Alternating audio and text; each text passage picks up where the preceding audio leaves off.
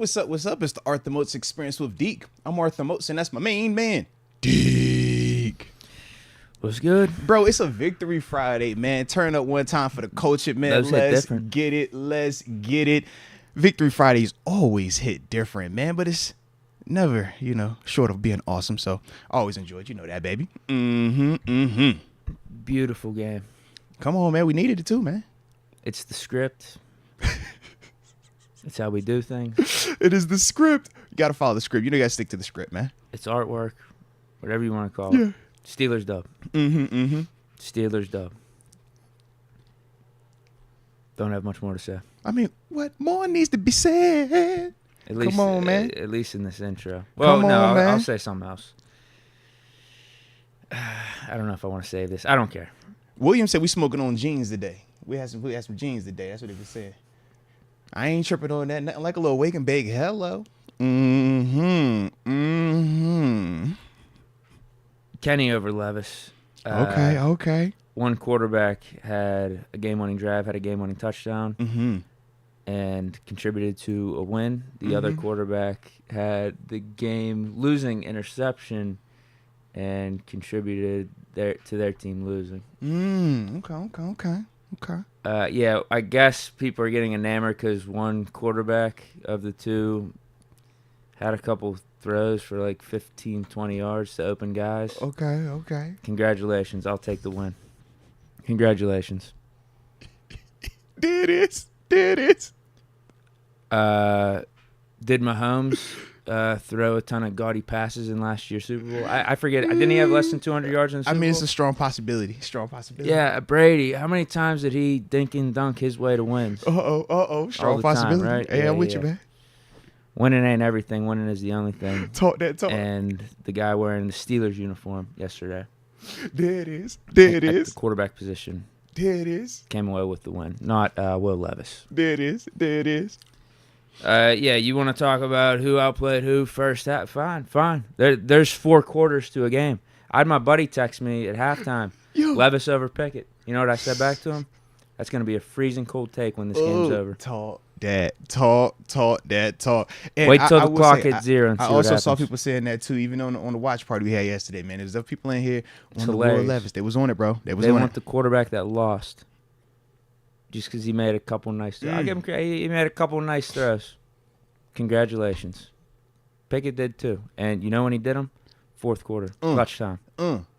He made them throughout the game. Don't get me wrong. Okay. But when push came to shove, winning time, 8 on the Steelers side. There it is. Let's get it. Levis, correct me if I'm wrong. He threw one pick in that final drive. He threw the final pick to Quan Alexander, but weren't there like 2 or 3 others that could have been intercepted along the way? I mean, we don't play the shoulda, coulda. Easily intercepted along the way. That's my chapstick on, man. I'm with you though, bro. Yeah. Kenny, I don't think he had one pass that was close to being intercepted in yesterday's game. But whatever. You guys could take Levis. There it is. You guys could take him. I'll take my guy, Kenny Pickett. The guy that has 7 game-winning drives over these last 2 years. Talk about which it. is, someone needs to fact-check the guy that's number 1 because I don't believe it. I think it's fake news. But he's second behind Kirk Cousins. No, it's no fake news. I think it's fake news. I think those Kirk Cousins numbers are inflated. No, the numbers don't lie. Kenny's are real. Those are real You know, stats. you just don't like the fact there's a lot of similarities when we talk about them. Yeah, it's all good. No. It's all good, baby. It's all good. No. You just walking right into little Kirk. Just yep. He said, I'm never gonna believe that stat. I'll believe the Kenny portion of the stat, not the Kirk Cousins portion. How do you not say Kirk? Nope. Come on, baby. Yeah. How about this one too? Highest PFF grade. Again, it's PFF, but it's just it sometimes says something. It sometimes points you in a trend or a direction, right?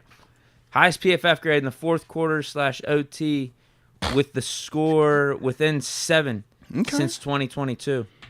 So last year and this year. All right. Tom Brady 85.4, Kenny Pickett 85.2, Okay. Patrick Mahomes 84.9. Okay. All right. There it is. That just backs up what my eyes are seeing. I'm with you. Yeah. Just backs up what my eyes are seeing. So, yeah, again, you guys could take Levis. I'll take the guy that won last night. You heard what he said, Quality Colas. Yes, we live right now, baby. Come on now. Yeah. Let's get it. I like your energy, baby. You know I like that.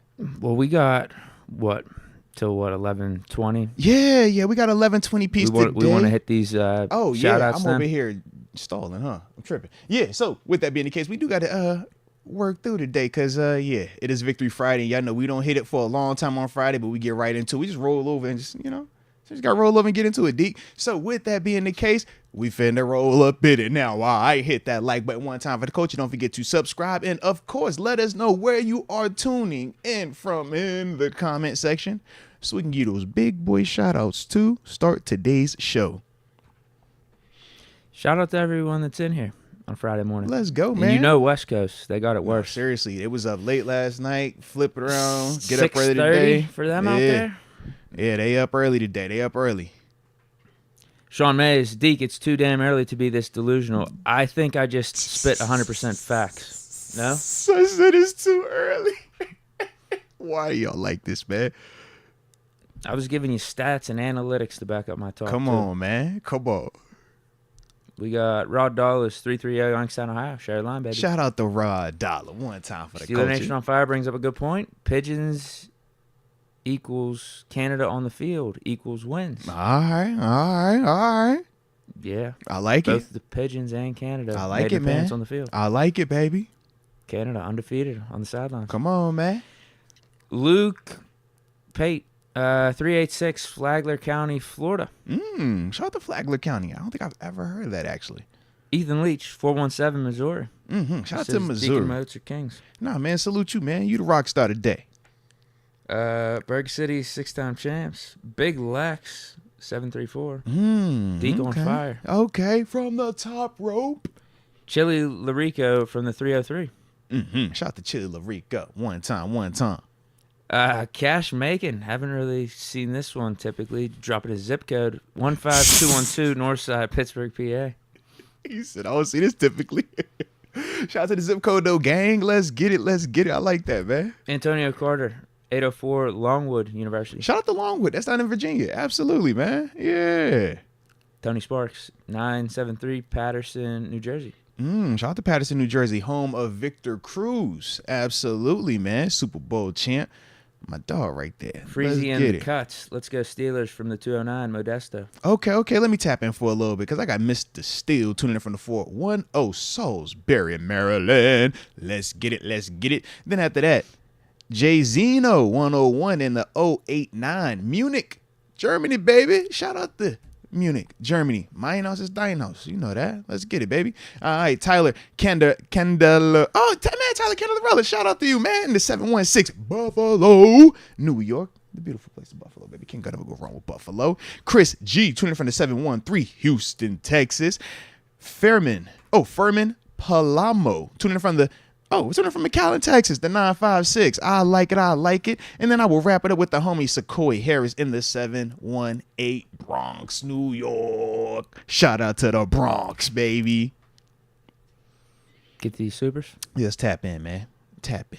A lot of people dropping supers here. Oh, yeah, man. It's going to be a great day. It's a great morning, man. We're going to start this day off the right way. Hold on. I need to get caught up here. Oh, it's all love. I'll stall for a little bit, man. Yeah, they keep rolling in. Hey, man, when the victory happens the way that it happened, when we get an offensive scoring drive on the first drive of the game, when we pick up multiple first downs throughout the game, when we have multiple scoring drives throughout the game, when we don't have to wait to just the fourth quarter to see the offense look good, yeah, man, that's going to get the people out today, baby. That's going to get them out. 100%. Gotta do it. I was saying this yesterday. It was reminiscent of what we were doing at the end of 2022. Except this felt like there was some more splash. There was more explosiveness, particularly in the run game. But there were opportunities in the pass game as well because Kenny was taking some shots down the field. We didn't connect, but I'm liking what I'm seeing from the offense. And this was an offensive performance that put up those numbers and, controlled the clock, controlled the ball and everything, kept the defense off the field. They did all that with the defense not getting any turnovers until the very last series. Yeah. Like, that was a normal offense. What we saw out there. It was nice to see. And then, again, we delivered in the fourth quarter with the game being close. Both sides of the ball. The offense is doing it, but you got to give credit to the defense. They keep coming up clutch too as a whole. Come on, man. Obviously, they're built for it as well. All right, hold on. Let me get. No, I'm ready. You sure? Yeah. Promise. Sure, you sure? Promise. All right, because I can stall some more. First I got some stall if you need some stall. AJ Martinez gifted 5 Moats membership. He early. Let's go, AJ Martinez, rock star at life. Definitely appreciate I only you, by have the way. 4 of them, though, listed here. Pittsburgh Toddy, 86. Okay. Richie Cortez, Juice Bellamy, and David Caleri. Respect to each and every one of y'all and the Ghost member. Welcome to the upper room. Yes, indeed. I just Ghost member. You know what I mean? Yeah. Can't say it, but we know you know who you are. Yeah, you know who you are. Germ824. Shout out to gifted Germ. a Moats membership to Dad03 Life. Shout out to German. What up, Dad03 Life? Welcome to the upper room. Yes, indeed. Yes, indeed. And yes, Sal Goodman. Whoa, live in the morning. Sometimes you got to roll over and just wake it up a little bit like, hey, it's time. All right? So it's time. Joe Gerbis Moats, I know this is barely Kenny's second season, but when do you say, yes, he is the guy, or no, he is not? Thanks for the early stream. Can listen while I farm. I love you. No, salute to you, man. We definitely appreciate the love and support as well. For me, I'm not big on rushing the process, right? So, yes, is this his second season? Technically, it is. But in terms of overall games played, I think that was his 20th or 21st game. So if we are really, using the context of year 2, 3 games into his second season is essentially where he's at right now, his progression. So this is what we talked about a little bit earlier in the season where we said with Kenny, because of him coming in when he did last season, it feels almost like he's played 2 complete seasons and we're evaluating him almost like this is his 3rd go around, when realistically, this is like the infancy stages of what his second year would truly have been if he would have started week 1 last year and played a full 17 games. So me personally, I'm not looking to have a hard stance one way or the other about Kenny, at least until this season is completely finished, because then I can look and say, all right, I got a big enough sample size. But to try to really, have a hard stance on something when the dude hasn't even played 2 full seasons worth of football, is just, I think it's very incomplete. And that's part of the whole Brock Purdy thing, right? And you hear me, I've never been hard one way or the other on him because as an alumni, I really don't care one way or the other. I just care about is good ball being played, right? So for Brock, you think about the success he was having a year ago. Wasn't as much film on him, but as he continues to play more, it's just a bigger sample size of what he does well and what he struggles with. Same thing is going to be happening for Kenny the further along he gets in this thing as well. That's this league, man, but that's ultimately why you don't crown people off of one season or off of one performance, off of a small sample size. You really got to give it time, because at this level, everybody is talented, but the consistency is ultimately what's going to separate the bad from the good from the great from the Hall of Famers. So, end of the season, then I'll probably have a lot harder to take on Kenny, man, if we be fully transparent. Score Harris, what it is, my guys. Love the show today. It's my 32nd birthday. Man, happy birthday, man. It's a great day to be alive, man. Shout out to that November 3rd gang in the house. God is good. No cap. Keep up the good work, guys. Stay blessed and healthy. Yes, indeed. Nah, without a doubt, man. Without a doubt. Deke. Let's go, man. Let's go. Health is wealth. Y'all know what time it is. AJ Martinez, the O-line and D-line won the game. Got to keep 8 clean. Yeah, man. Shout out to the O-line and D-line. We'll start O-line first. Obviously, Absolutely. The big move was Broderick getting the start at right tackle. A little bit of a shocker move, right? Because obviously we know Broderick's played left tackle, and a lot of the conversation. Chuks is the guy we're paying a lot of money to. Yeah, Chuks is the guy we had the second contract on. Obviously, Dan Moore was the guy that a lot of people had felt some type of way about his play, but ultimately the team decided. I mean, Chuks wasn't good either, like this year. It's kind of been the same, but you just figure since Broderick is left tackle, the narrative became it just has put to him be at Dan left Moore. tackle. Yeah, Right. Yeah. Just one of them things, man.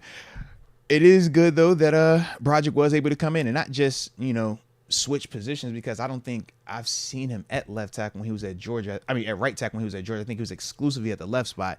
But like I said, man, it was dope to see him, number one, come out there. I thought he played well. I really was impressed with the run game.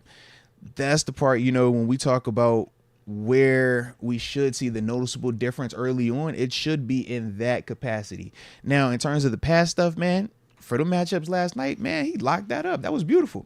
No pressure from his side. That was beautiful. Absolutely, man. But we'll obviously see when these tests get a little bit more challenging down the line. But as a whole, man, I love the fact that the moment didn't look too big for him. He didn't look like he was nervous or playing not to mess up, wasn't playing tight.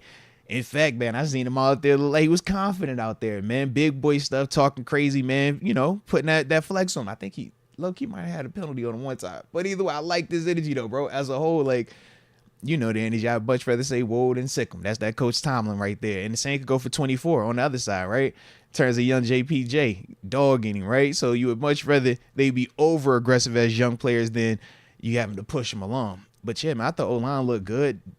Shoot, Dan Moore, Seyu Malu, Mason Cole, and James Daniels. I mean, you look at some of them runs that we were having, whether it was with Najee or with some of those runs with 30, you know, in terms of Jalen, both of them dudes were able to really have just time.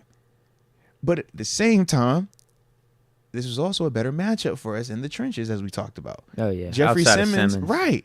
So when we talk about the context of the season, when we talk about evaluating these performances, this is why it matters. This is why when we say, yeah, that part of the year when we're going against some of these fronts that are viewed as top 5 D fronts in the league, yeah, it's going to get bad at times, but you can't overreact in your evaluations of those scenarios because now you got the scenario where it's like, oh, it was a little bit more competitive. It was a little bit more even. And now we could see, oh, no, our guys aren't broken completely. Nah. We're starting to get our stuff together, too. So hopefully the next time we play a team like the Browns, come on, man, we'll be more prepared. But that's also why you got to give it time. And that's been the big theme. And as everybody was seeing last night, time.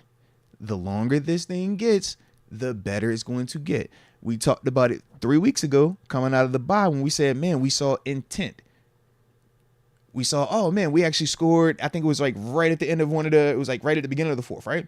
Then we said last game. The Rams fourth quarter. Then it was the middle game, right, versus Jacksonville. Yep.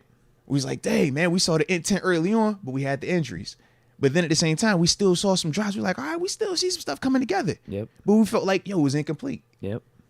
Last night, we got a chance to see for 4 quarters. And what did we see?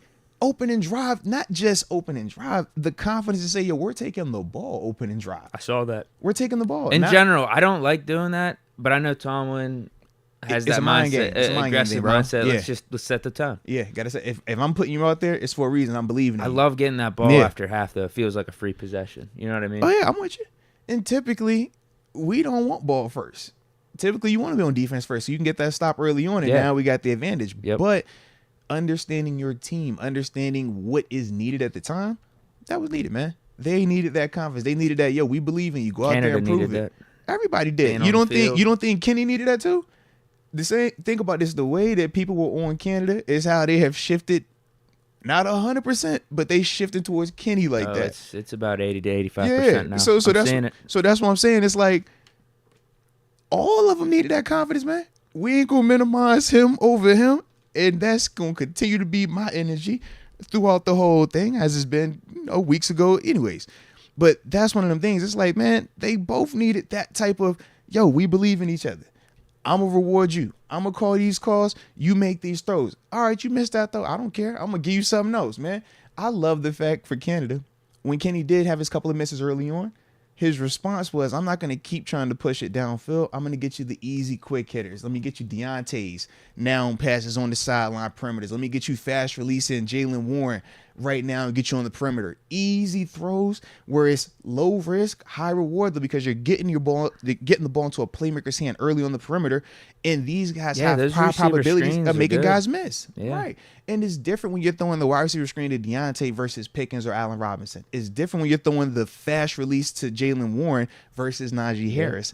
And that's some of the stuff for me that I was impressed with Canada. Also, just being in the moment of, man, you see the quarterback at the time. All right, you missed the middle of the field to Calvin. All right, cool. You missed this one over here. All right, cool. Let me get you something that you can hit. Let me get your confidence right. Let me get you right. Those are the type of things for a young quarterback, man, I think work great. And we saw it, man. We definitely saw it. I just like the fact we were doing some of those screens. When's the last time we've been seeing screens in that type of capacity? Seriously, man. Running back screens, but then the receiver screens, mixing it up. We also saw some motion throughout the game. There was good balance. Mm-hmm. There was good unpredictability. Just get Canada on the sideline all the time now. But it wasn't just that he was on the sideline. The execution was also there. And we also saw when the execution wasn't there, it didn't matter him on the sideline or not. Call was still good. We still got to execute. And I think that is more so the big thing than him being in the booth versus on the sideline. I know we'll make a big deal about the sideline part. I do think it's undefeated. It is undefeated, so we got to roll with it, right? I'm like, you can't go back. He looks better on the sideline too. Anytime the camera pans to him, he looks more confident there as opposed to being up in the booth. Yeah, when keep him down there. When your offense is actually executing, everybody has confidence. Everybody looks better. When your offense don't execute, we be like, hold on now, whose fault was that? And I think yesterday they was really trying to like circle and say, all right, it ain't him, it's him. That's what they was trying to say. Definitely making it a point. Yeah, he was loving himself some Canada. Yeah, that's. Well, to Canada's credit, the offense looked good yesterday. Yeah, they did. It was solid. I thought so, at least. What else did I want to say? Oh, not bringing this up as an excuse, but let's not forget Pickett has the little rib thing. You played. You healthy. I agree with that. I agree. You got to make the hit. I'm just saying going forward. Like, people are talking about the misses and stuff. It's like, all right, maybe he gets a little bit more healthy. That could have played into things. Could have. I'm not talking about for yesterday's game. I'm just saying going forward. Going forward. Could have affected things. Could have affected things, and if he gets healthier, I'm sure some of those misses can get cleaned up. And just the fact, too, again, I'm not making excuses. I want some of these passes to be hit. But you look around the league on Sunday coming up, there's going to be misses by quarterbacks. There's going to be misses by quarterbacks, and you're going to say to yourself, how'd you miss that? But life's going to go on. It's just we're very hypersensitive and hypercritical here. Steeler Nation. A dude coming through in the fourth quarter, that matters. That definitely matters. Can both things be true? Yeah. Oh, absolutely. Yeah, I just don't think it has to be one or the other. I think both things can be true. Yeah. But, yeah, what do you want? What do you prefer? I'll take the dude when the game's close. He's going to come through for us late in the game. I'll take that. Go. He'll clean up the He's a hard worker. He's a technician. He'll clean that up. Trust me. GF. He had misses, yes, but I think the changes the Steelers made, we're about to see major good changes with KP and team. Let's go, man. Let's go. We're heading in the right direction. Like I said, man, just give it time. Can't one way or the other make it about, it's all on this guy or it's all on that guy in terms of the success or the failures. And I think for the team, they understand that. And that's why they've been able to continue to grow through all of the adversity, all of the highs and the crazy, crazy lows. But to me, man, I do think that they are continuing to come together. They're getting more of a rhythm. They're figuring out, okay, what personnel grouping works the best. Switching from 22 to 30 was a big deal yesterday. We all could feel that. Hey, and Broderick Jones playing. So it's like, those aren't outside fixes. Those weren't anything dealing with, we need to trade or free agency, anything. That's all in-house. So once again, man, just give it time. All the things that we've been hoping for and wanting, we will potentially get a chance to see if we continue to just, like I said, give it time, and they got to stay healthy. And it looks like I said, based off of yesterday, everybody outside of was a Cole Holcomb. Sucks today he went down. But outside of him, I think everybody else was pretty much healthy, so... But yeah, it definitely sucks for Cole, man. Definitely sucked. What is that going to be? What was your knee-jerk reaction? I figured he blew something up. ACL, MCL, one of them. Anytime you see the hyperextension, full speed, leg planted, not the best. And he grabbed at it right away. I'm just glad that when he picked his leg up, it looked like everything was still intact. Right. So it wasn't like you roll over and then it comes later, like it was a full break. So I'm hoping that it's just ACL, MCL, not dislocating, nothing like that. But it definitely sucks because he's been balling out, man. He's been having a heck of a season, It's been an awesome linebacker rotation between those definitely three. Has, man. And now it's just Quan and Landon step up even more. Maybe we'll see some Mark Robinson. Yeah, I would say Mark definitely, becomes even more important because he's literally one play away. I'm sure they'll throw him into a little rotation here and there. Think about that because they've been rotating those guys already because everybody has certain limitations. So, yeah, we're going to find out, though, man. Michael Brooks, we all want Kenny to succeed, but Deke is delusional. Deke isn't delusional. Deke is just more optimistic. So when he comes in here with his passion and his optimism, he's just more confident in spitting it out on the front end. Whereas, everybody else is a little bit differently, right? I know for me, I'm usually a lot later to the party because I really need to know that this is tried and true. It's been through certain fires that I think you need to go through. But not everybody feels that way. And I'm sure it's going to be some people in between, man. But it's nothing wrong with being the guy that, leads the charge. Sometimes you need the guy waving the flag to lead the charge. Ain't nothing wrong with that, man. Yeah, I'm trying to tell people. You know how they have like early adopters for brands and products. Come on, man. Let you know what's up and coming. Yeah. Well, yeah. Kenny's Deke the just future ahead of the this curve. team, but he's also now. Yeah, he's just ahead of the curve. That's it. Even though Big Mabe said he agrees we should draft another QB next year. That's what Big Mabe said. I ain't say that. He said that. Why are we going to draft the quarterback That's what he said. after we win a Super Bowl? Why would we do that? Brett Allison. Pete Darius Rush. Could have sealed it. But nice seeing the young man out there. Clutch Kenny, fourth quarter Kenny. 14-5 since last year's bye. LFG. No, without a doubt, man. It was impressive for Darius Rush. Happy and pissed off at him. Happy at the fact that he was out there making plays. Pissed off at the fact you dropped the money, bro. That's one of the big things. God. Like when we talk about on defense, man, that's God. one of the things you hate the most. We're like, yo, if you get an opportunity to make a play where we can get off this field, bro, you got to make that play. And with them driving and being that far down in our zone. Typically what happens is when you don't make that play, it's usually the next play or the play after that is when you get scored on. It's when the bad play happens. He's like, bro, these offenses at this level are too good to continue to give them opportunities. That's why we put such an emphasis on turnovers. So we put such an emphasis on red zone, situational football, right? When you get a chance to get off the field, you cannot waste them opportunities. So it was like, Darius, I love the fact that you was the middle field player. You read Will Levis's eyes. You jumped on it. Man, you called your shot. I love all that. But you got to make that play, baby. You got to make that play. Excellent job by Quan, though, rectifying it a couple plays later. Right? Looked like a safety. Yeah, shout out to Quan. But that is what Quan does. You know that. When we said Quan is the ultra elite hybrid. He's just more of the health risk. And yeah, this is part of. He's been really healthy this year. Yeah, because of the rotation.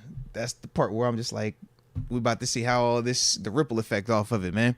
Because they've been able to, keep all of their snaps down outside of Cole. Cole's obviously played the most snaps, but Landon and Quan, they've been really able to, have a nice division of labor with them dudes. Now, those two dudes go from, playing certain spots, certain roles to y'all every down now, man. Well, who we signed? It was either last week or the week before. Yeah.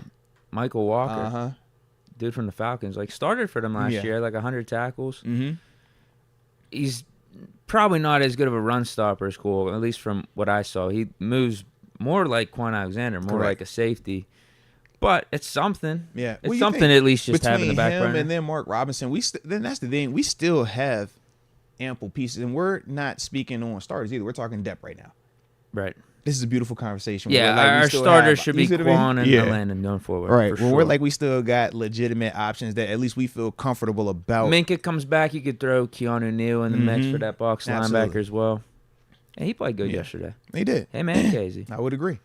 Shout out to Burley92. Burley92 called out Casey early on in the game, and then after that, Casey started snapping out there. So we said Burley92. He had a couple Minkah tackles. Yeah. Last line of defense. Thank Seriously, God you were there. If you don't make that tackle, it's a touchdown. Yeah, exactly.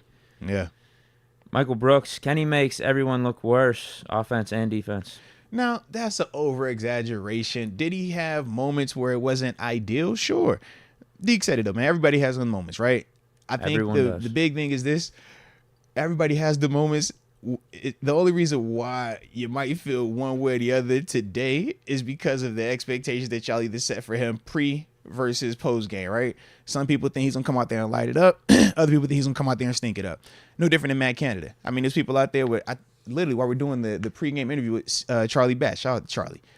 Lady comes in with the Fire Canada shirt. Calls her. He's like, bro, how you gonna say Fire Canada? We ain't even seen nothing yet.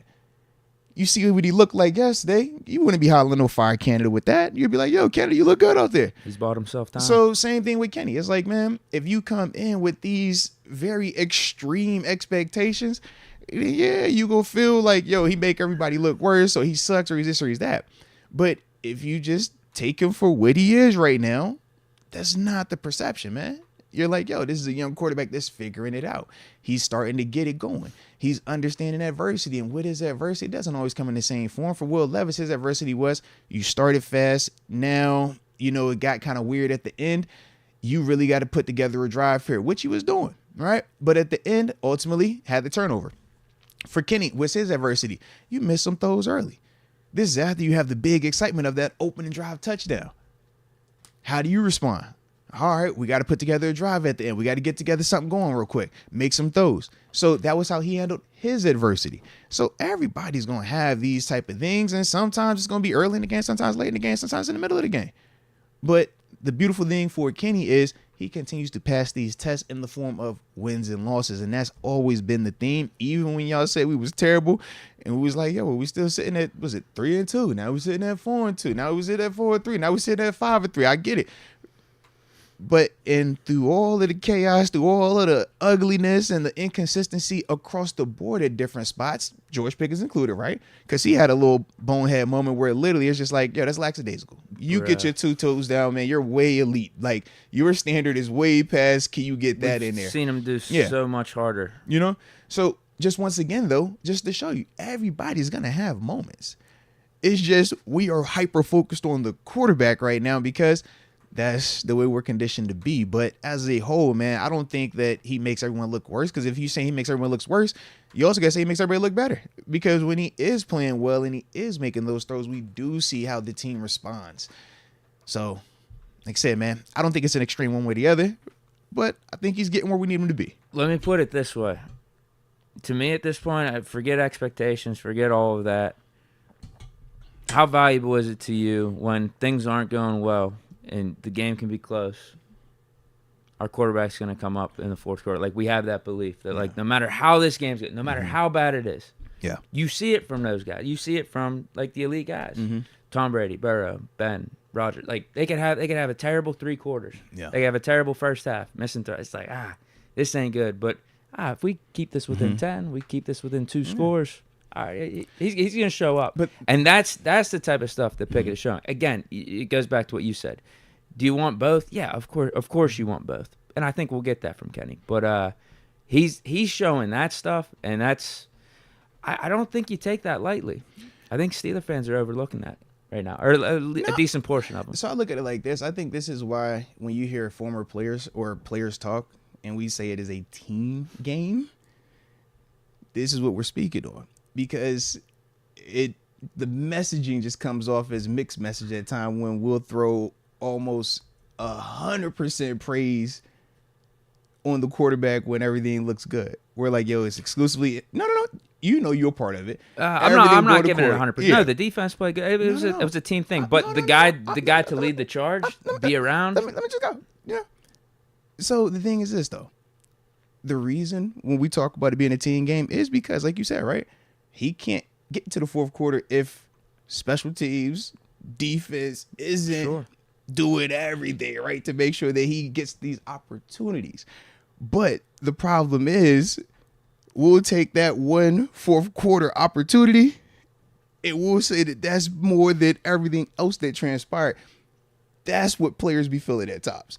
But as a whole, it's like, man, we also know this is why we say it's a team sport.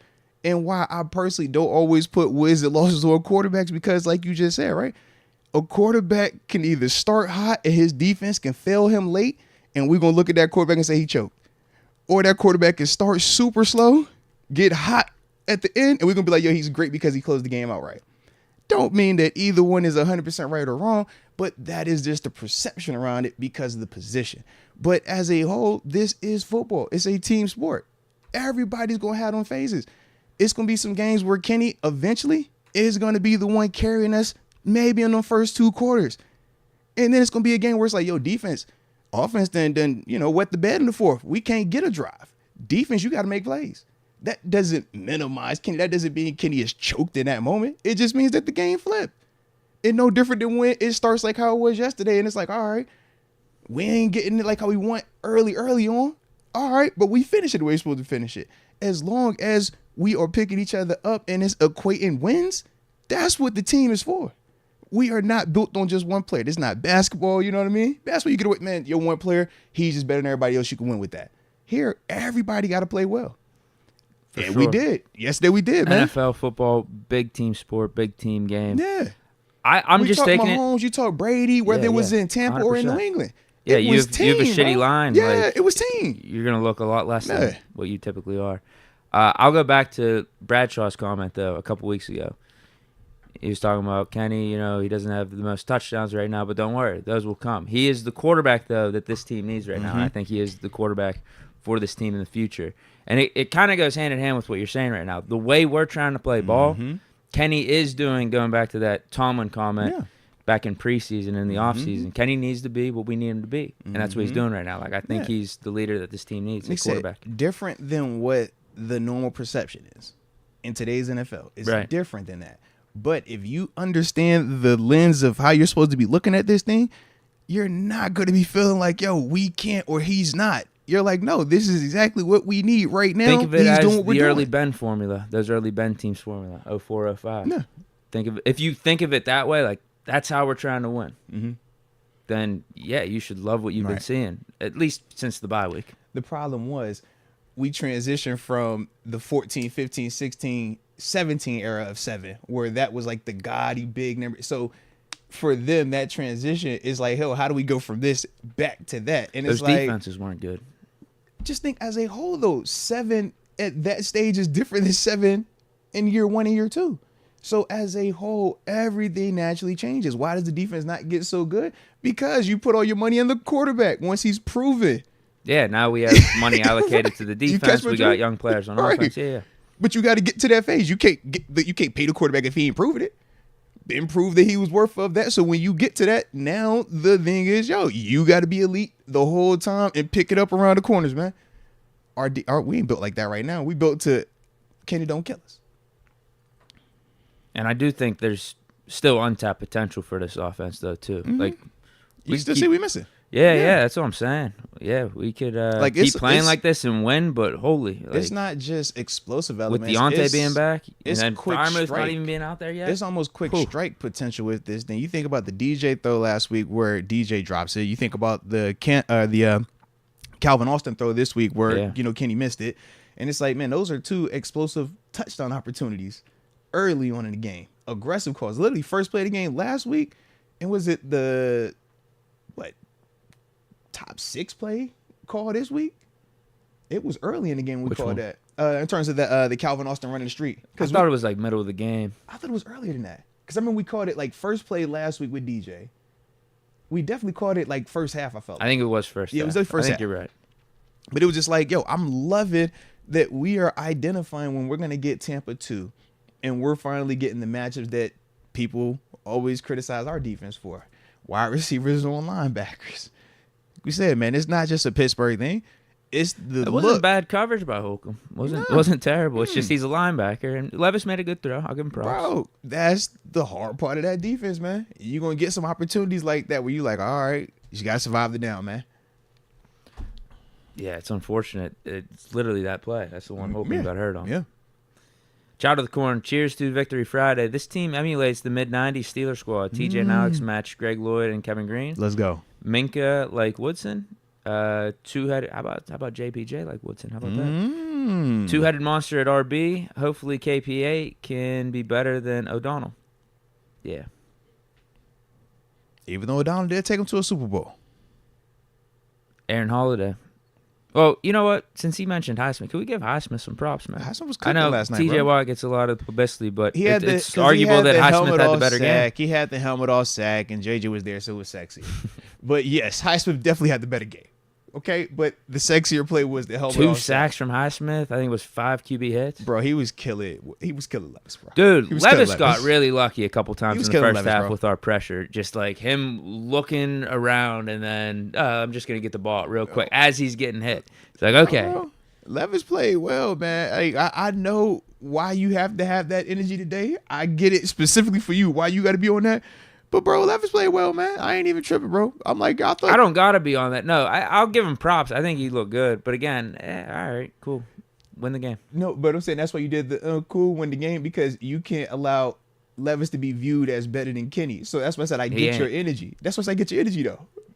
That's right. That's what I'm going for because that's what a lot of fans are saying. So I'm defending my guy. That's why I said I get it, bro. I get your energy. So yeah, back to what you're saying. Could both be true. Levis looked all right, but I'm taking Pickett over Levis. Fine, but I need to definitely make it a point that Pickett is over Levis. Don't forget that. I'm gonna just say for myself, he didn't just play all right. He played damn good. He looked really good out there, man. Absolutely. Aaron Holiday, shout out from Virginia Beach. Still hurting from JMU beating ODU last week. Steelers win makes up for it though. Let's go. Shout out to the crib, man. 757 one time for the culture. And yes, I was very happy to see my purple and gold guys take care of them little more. 4 more, right? Couple more. We just one at a time. 4 more. One at a time. Don't do that. One at a time. Just one at a time. We are number 23 ranked team though right now. You might not believe me, but I am rooting for it. I don't believe you in the least bit. I feel like as soon as something negative happens, you're gonna be the first one to hit my phone. No. I'm not like. It's either you or TG. All right. I think TG will do that. TG definitely would do that because TG is TG, and he's never gonna give me any opportunity to not. Yeah. I don't think he will. I think his animosity is way more towards Pitt, especially in our group message. Yeah, he definitely hates Pitt, the group message. For a fact, he hates Pitt. I don't think he's going to be talking shit on Jamie. I don't. It's because I feel like I've been the least amount of, exposure smack for it. Yeah, that's true. You just keep saying game at a time. One at a time. You know what I mean? So I'm hopeful that, And you can't do anything with it. You can't go to the playoffs or anything, so... I'm like, yo, it's just it's a fun storyline. Right. It's a fun storyline. I like when they talk about it on the games, like, oh, yeah, man, JMU, I can't believe they're not going to let him in. It's like, yo, you know what? It's like being the backup quarterback. I love it. They're like, yo, man, that backup, nice, bro. He nice. You won't got enough. What he really like, he nice. That's all we know. Michael Brooks says, just ignore the missed and turn down throws. No, so we're not saying you ignore misses, or he might be specifically talking to you with ignoring the misses and turn down throws. To me, man, I don't ignore those misses. I do acknowledge them, and I do say that's where Kenny has to be better. I mean, if you were on the stream with me last night, you heard me talking about it in the moment. Certain throws are routine. And to be the quarterback that we want him to be, you do have to have a certain level of consistency, right? That's the difference of the Burrow versus the Kirk Cousin versus Josh Dobbs, right? Everybody at this level has the talent to make the throws, to make the deep out, make the deep in, make the 7 cut, make the ends, and all those things, right? But in terms of doing them consistently, routinely, every single time, if they run that road 10 times, he's going to hit it 9 times. That is where we are trying to see with Kenny. Can he improve that? Right now, early on, it has been a lot more rocky than we would like it. But that does not mean that it can't improve. I just think that's one of those things where, for me, that's where you hear me talk about the time element of it.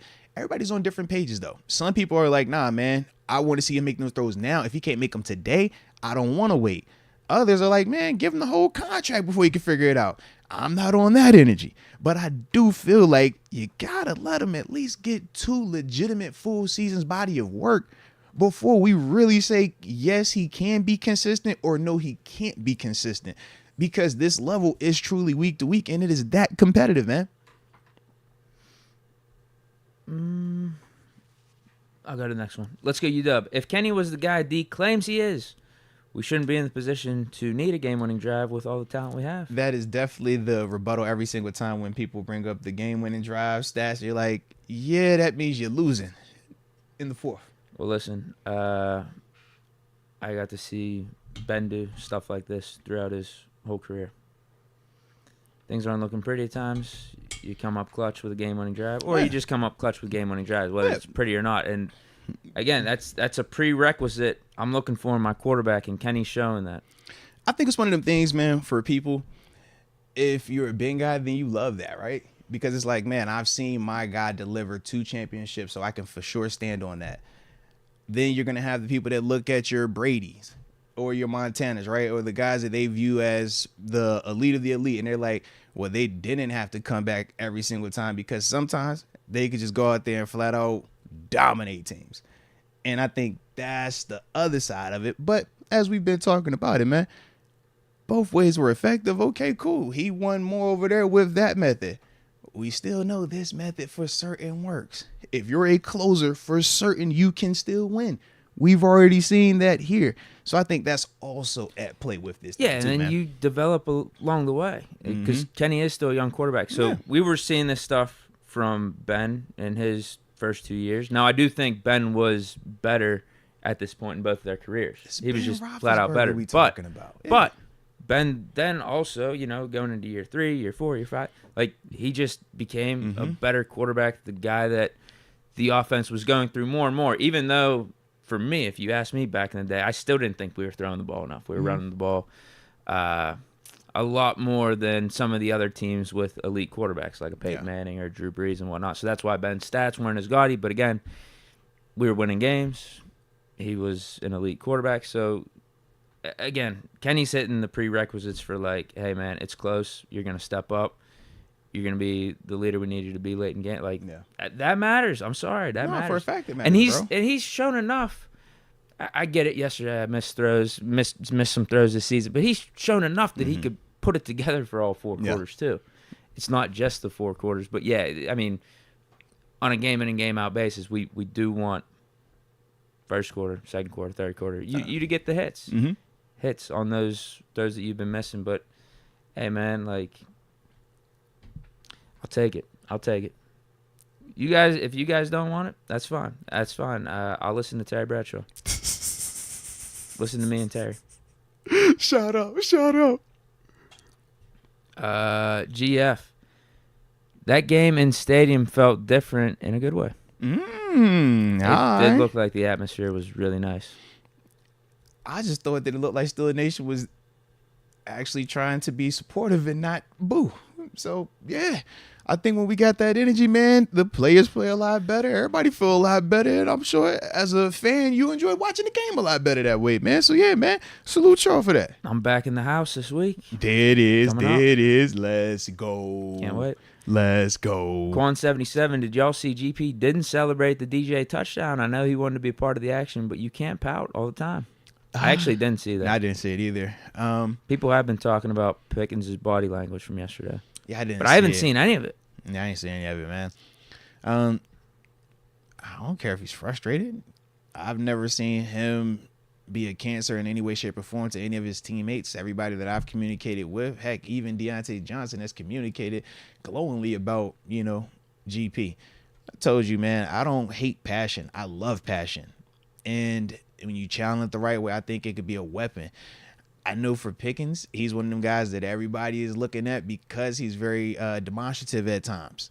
But as we've talked about it, was it a couple weeks ago with his passion? Talk about it today as well, man. I'm not tripping on it, man. It has not looked like an issue to me, and I don't think it will become an issue. I understand, though, as outsider looking in at times, it's like, oh, there's got to be something off right there, right? What's this about? But he wants to be the best.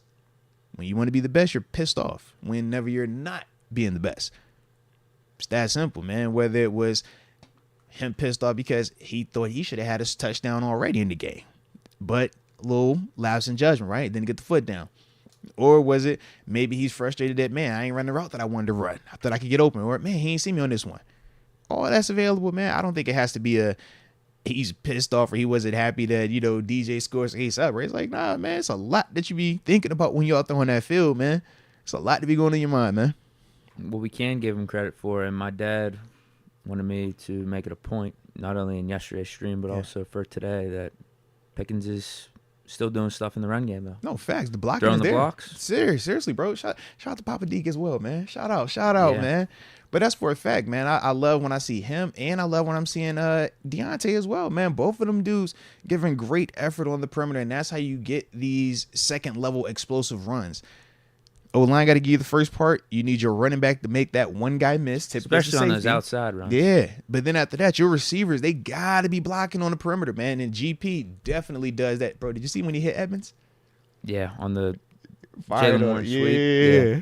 I was like, ooh, all right. And he didn't follow through or do anything extra. Which was smart. That would have attracted a flag. Oh, for a fact it would have. Today's soft NFL. No, I mean, just the angle of it would have been questionable. Just the angle of it. But he was smart by not trying to kill him. Sometimes you got to do that little bit right there, and it lets you get away with a hit that's kind of on the line. Justin Baum. Canada got DJ open for that touchdown. Glad he caught it. Let's go. I know there's a lot of pressure on that. Let's Not go, only man. is that, the game-winning touchdown. Yeah. Ultimately, it ended up being that. But the go-ahead score touchdown. He hasn't had a touchdown in how many games? Bruh. He already dropped a couple Bruh. in that game, and we know Deontay's reputation. You just never know. Sometimes those easiest ones are the hardest. You overthink it. I was so happy for him. I'm like, yes, yes. That ball felt like it was in slow motion there. It's like, come on, bro, come on. It's like, you better not drop this one. I swear to God. Oh my God. Yeah, bro. Brian Lee, love the show. Don't get to tune in to the lives that often. I listen to the VODs while I'm working. No, salute driving you, man. my truck. Love when we get the early lives. No, I salute you for that, Brian Lee, man. We are actually glad to have you on with us today, man. And while you're working out there, man, hopefully taking your mind off of the day-to-day, man. So, now we definitely salute you for that one, man. Got a lot of supers, man. Love it, man. We progressing through, man. Progressing through. No, I'm loving it. Heck yeah, man. Come on here. Kenny is so clutch at this rate. If he plays 18 seasons, he could pass 7 for most fourth-quarter comebacks. Also, shout out to Coach T. Prime time never fails. Come on, y'all know what Coach T. Prime time at home against a rookie quarterback. You know what there were just so many factors. Come on, man. That's the Pittsburgh parlay. You should have put money down on it and doubled down on it, man. I tried. I did. Pickens let me down in my parlay. I had Warren over on the rush yards. I think I hit with Deontay on the receptions. Yeah.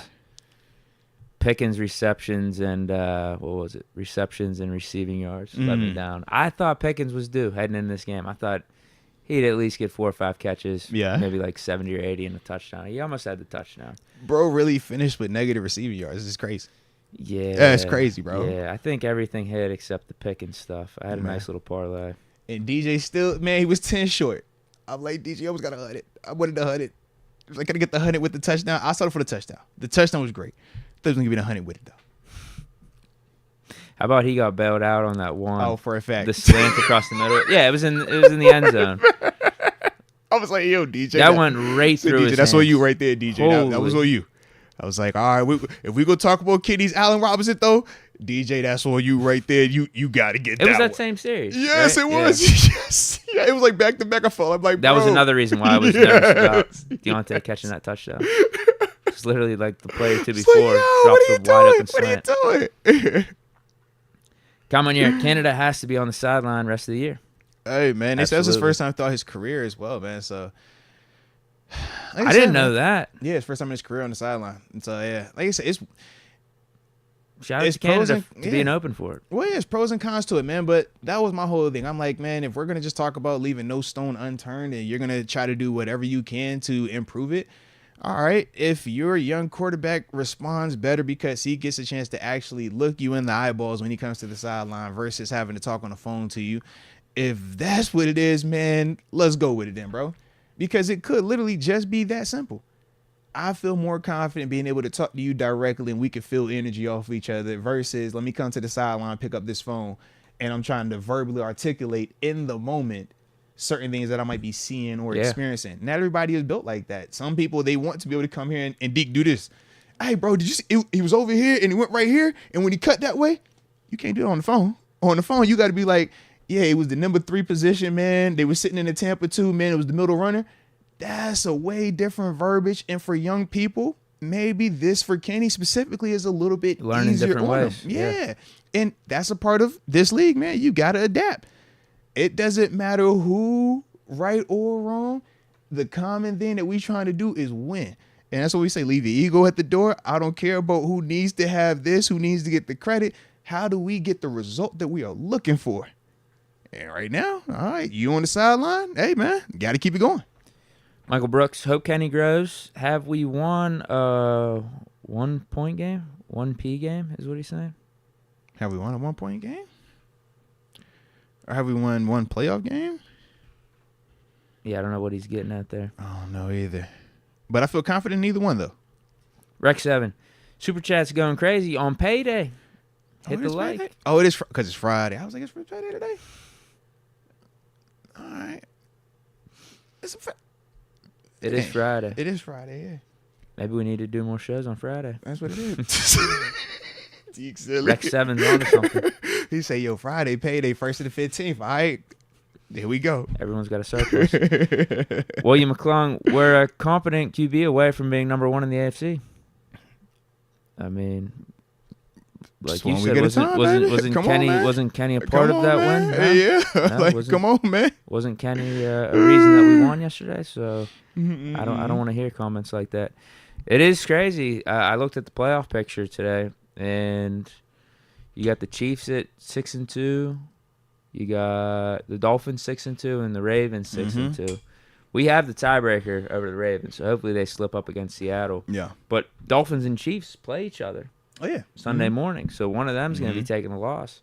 Like, we could be sitting at the 2 seed when this football week ends. And who knows, potentially, no, it would be the 2 seed because Dolphins, Chiefs, there's got to be a winner. One of them's going to be sitting with 2 losses. But 2 seed. 2 seed. But I think we got some pretty good tiebreakers going for us right now with us sweeping the division thus far.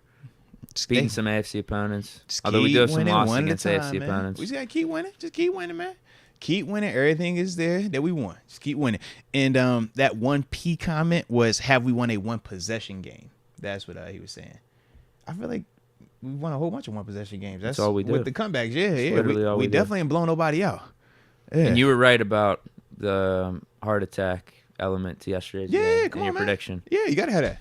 Every single time. The score was about to be what? 20? It could have been 27 I know you may not 16, like this, bro. but I do think the refs helped in that. That's fine. JPJ had a really nice play against DeAndre Hopkins. They were going back and forth. They let him play the whole game until that call. Yeah, and Hopkins, pushed off at the top of his route. So they figured JP's little jersey tug was more egregious than Hopkins push off. Come on. They didn't figure that. The fans say we like offense. So whenever receivers push off at the break point, nobody calls it.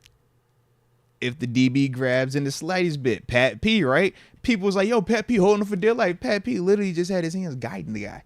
But that's what we're conditioned for because fans love offense. So we can't get upset at the climate that we've created. Think, you come here every time we talk about 30 points scoring, or not 30 points, but scoring offense. People want that. So I don't need the 30. I'll take yesterday's dub all day, every day. But that's why they flag it like that at times, because they're like, yo, we know offense sells. Offense is what's going to move this needle. So, yeah, if it's a clutch call like that, they're going to feel like, you know what, man, let me drop one real quick. Yeah. But, yeah, my heart was pounding after that. This is what we do, though, bro. This is what we do. Rush drops the pick. This is what we do, yo. I was like, yo, get it to me, defense. Man, Levi himself could have had some, and Pat P could have had redemption. Levis could have had 4 picks. At the same time, Levi and Pat P both played well, though. They made the plays they were supposed to make. Levi had a couple big plays down the grass at the end of the game, man. I agree with that. The Levi part, Pat P, it's just such a mixed bag from him, game in and game out. He was getting cooked by that one guy. It's a mixed bag because the expectations are as Pat P, the Hall of Famer. But if you look at him as, you're just another part of this defense as a role player right now, then, you're not saying, man, you got cooked the whole game. You saying, bro, I saw you make a nice break on a deep out where you got a PBU, low-key, almost had a pick on it. I'm looking at that, and I'm saying, man, if that was Elijah Riley, we'd be over here like, Elijah played well. We saw him make a play. But because it's Pat P, our expectation is, you need to be up here still. We're going to have to bring that thing down, man. We didn't see. I guess so. You gotta bring it down. He's CB too. And what do I keep saying on it's the outbreak. Deep ins, deep out. That's where little shifty receivers. Right. That's where he's losing it a little bit. And it was some no-name looked like Wes Welker out there. That's think about when he was going vertical, he was fine. As soon as he broke out, he's like, oh Lord, separation. That's part of it because the older you get your breaks, you can't stop as well. You can almost hear that separation that receiver got on Pat P. Like you could, almost like the Le'Veon Bell move on that Jaguar. Like you could hear Pat P saying that. Man. Yeah, but that is a part of it, man. So for me, I look at Pat P and I'm like, you made the big tackle on 3rd down in the hole, 4th quarter. We needed that. You filled that gap because there's been times where I question, were you willing to do that? But you filled the gap. You made that tackle. That was big. You made that PBU. That was big. So, bro, I'm not tripping on, man. Was it Kyle Phillips? Yo, you made your plays. Cool. That ain't kill us. All right. You're right. Maybe we just accept it. He'll get beat for maybe 40, 50 yards in a game. Right. That's Pat right now, man. But Pat, the difference that I still do like is when you talk the mixed bag is his veteran savvy. That's why he still makes some of those almost exciting plays. You're like, wow, how'd you break on that? How'd you see that? Because he's still very smart in the sense that he knows a lot with this thing, right? But at the same time, we know his skills are diminishing. One of my big critiques of him is when I'm watching him versus JPJ. JPJ has always been a handsy, I'm going to press you, touch on you corner because he's a bigger body dude, but he wasn't necessarily elite athlete, right? In terms of athleticism. Pat P historically has been elite athleticism. So watch when Pat P plays, in his mind, he still plays like the elite athlete of, I don't have to touch you. I'm a out athlete you with my feet work. I'm going to look pretty with you. Problem is, now that he's diminishing in those skills, it's the separation that keeps showing. So you watch D-Hop, it was in the end zone, literally. Pat P, he's trying to do the pretty, I'm going to just run with you. And it's separation. I'm like, I watched JP do the same thing, but the difference was JP touches him, so now he's in phase with him. Just a different mentality. I think for Pat P, he's going to start adjusting to that and understand that, yo, man, let me start slowing these dudes down a little bit. But that is a hard thing to go from, I was elite and I could literally just line up in front of you, not touch you, and you couldn't run by me. Like, that was Pat P, bro. You couldn't run by him. You couldn't outcut him, break. It's like, bro, this dude is just locked down. That's why he's a future, Hall of Famer. It's Pat P. But at this stage, it's like, all right, now you got to start to adjust how you're coming out here. You got to adjust how you're using some of your techniques just to mitigate some of that loss in step, baby. But he knows that, and he'll make them adjustments, man. We talk about JPJ. Let's go, baby. Let's go. Absolutely locked down in coverage, but my man needs to work on his tackling. What do we say? Holy. What do we say, man? I mean, it's bad. It's not like he doesn't want to, but it doesn't look like he knows how. Say it, bro. Like, holy. Young players, bro. Young players, bro. Like, isn't that stuff they teach you in, like, Pee Wee football? They used to, but think about it now. His dad needs to get on him this week. Think about it, all right? So tackling used to be a lot more prevalent. Honestly, though, it gets to the point where you don't tackle as much because all of the different rules, all the different emphasis on player safety and stuff like that. So they try to take a lot of that off of the dudes. So really, you don't practice tackling often. That's why Coach Tallman has them boys tackling so much at training camp. Because you get in the season and it's like, yo, you will literally go, the only time you make a tackle is in the game. Everything else is just get in position and then stop. So when you actually get out there and it's full speed and that big back actually is like churning his legs, he's spinning off, he trying to fight you back. He don't got that loose practice jersey, he got that tight game fit. All of that starts to come into play. For JPJ, it's reps, right? The more reps he gets, he'll understand you don't want to wait. With these backs, when you're in the open field, running backs, when you're open field with these wide receivers, shoot your gun. Go attack them because they got great feet. So if you're waiting on them, man, more times than not, they're going to step around you. You got to force the action and trust the cavalry's coming as well. And that's ultimately how we get it in, But he's going to learn that. It's a hard lesson to learn at this level, though, baby. It's a hard lesson. But the beautiful part is, like you said, he has the intent. It's not what you're capable of, it's what you're willing to do. I've seen a lot of people that are capable of tackling, but just aren't willing to do it. He's willing. So we can get the skills, we'll get the technique, that'll come. But I need you to be in that fight with me. Devin Bush, one of those guys. See, I ain't do that, man. Don't do that. I had to. I'm sorry. Don't I was do going to that, say bro. it in Don't the do middle that. of Don't do that, saying bro. that, Don't do that, bro. Don't do that. But you see the difference, though. One is a willing participant. Others might have looked like hostages. Yeah. You'd rather be a willing participant. He might be getting all over the place, but he's a willing participant, bro. Looks ugly. Mm-hmm. Bootman 318. I like Jones at right tackle. He is talented. Glad he was able to be on the field this game. No, me too, man. Like I said, I was not skeptical, but I was a little bit nervous to see what he would look like at right tackle. Did love the fact that if you were going to make that opportunity or that move, this was the week in terms of matchup wise. It wasn't a very threatening edge set. We know Jeffrey Simmons is their guy, but outside of that, it wasn't a ton of, you really going to have a guy that's going to really test you fundamentally. He's going to really test you technique wise. So I do like that for him to get that first start under his belt. And yeah, man, I anticipate, barring any injury, that's how we're going to keep going with this thing. And he should continue to grow and get better from here on out, man. We know he's elitely talented. So yeah, man, now it's time for him to start stacking good performance on good performance. Thus far, regular season, 2 good games. Keep stacking the performances up, man. Donovan LaRue, Kenny is not consistent. He misses some bad throws, but then he has great ones. It's been over a year now. Is it realistic for him to be consistent, or is he Kirk? It's been over a year, sure. But isn't that part of when we evaluate? Did you have a sophomore slump? Did you take that year 2 leap? He's literally, 3 or 4 games into that portion of the evaluation. So, yeah, we still got some time on it, man. I remember Josh Allen being pretty inconsistent early on. That's what I'm saying. We still got some time on it, man. I talked about Trevor Lawrence's first, 17, 18 games stacked up against Pickett. Pickett's numbers were better. So, yeah, I mean, it's going to come. Yeah. Just listen to me. Just trust me. CJ's gamer tag. People blaming Kenny for everything, but CA dropped that pass. Hit him in both hands. GP dropped the touchdown, and DJ dropped the TD before the one that he caught. Yeah, the CA one, I didn't get a good replay on it. Did it hit the defender? I know it hit Austin's hands.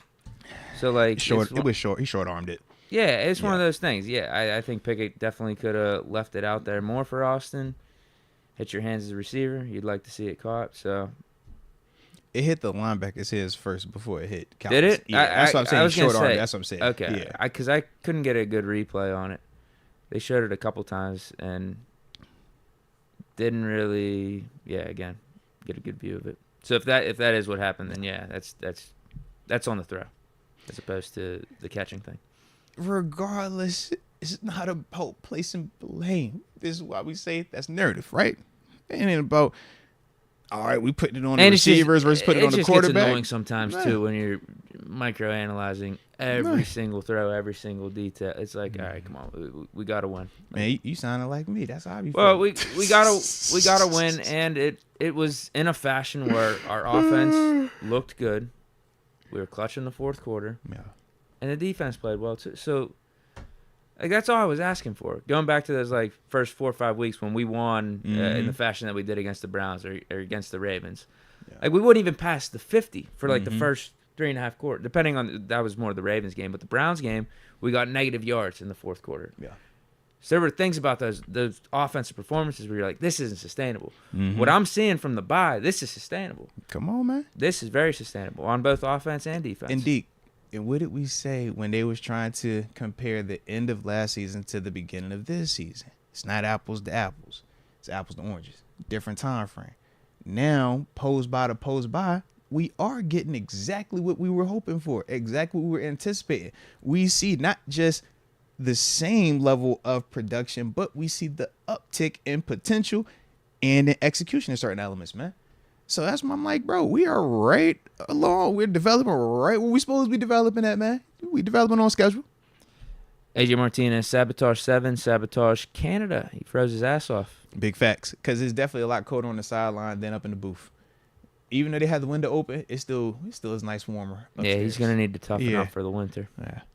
Black and Yellow Texas Steel. Is Kenny holding Canada back? Ooh. Hashtag free Canada. Come on.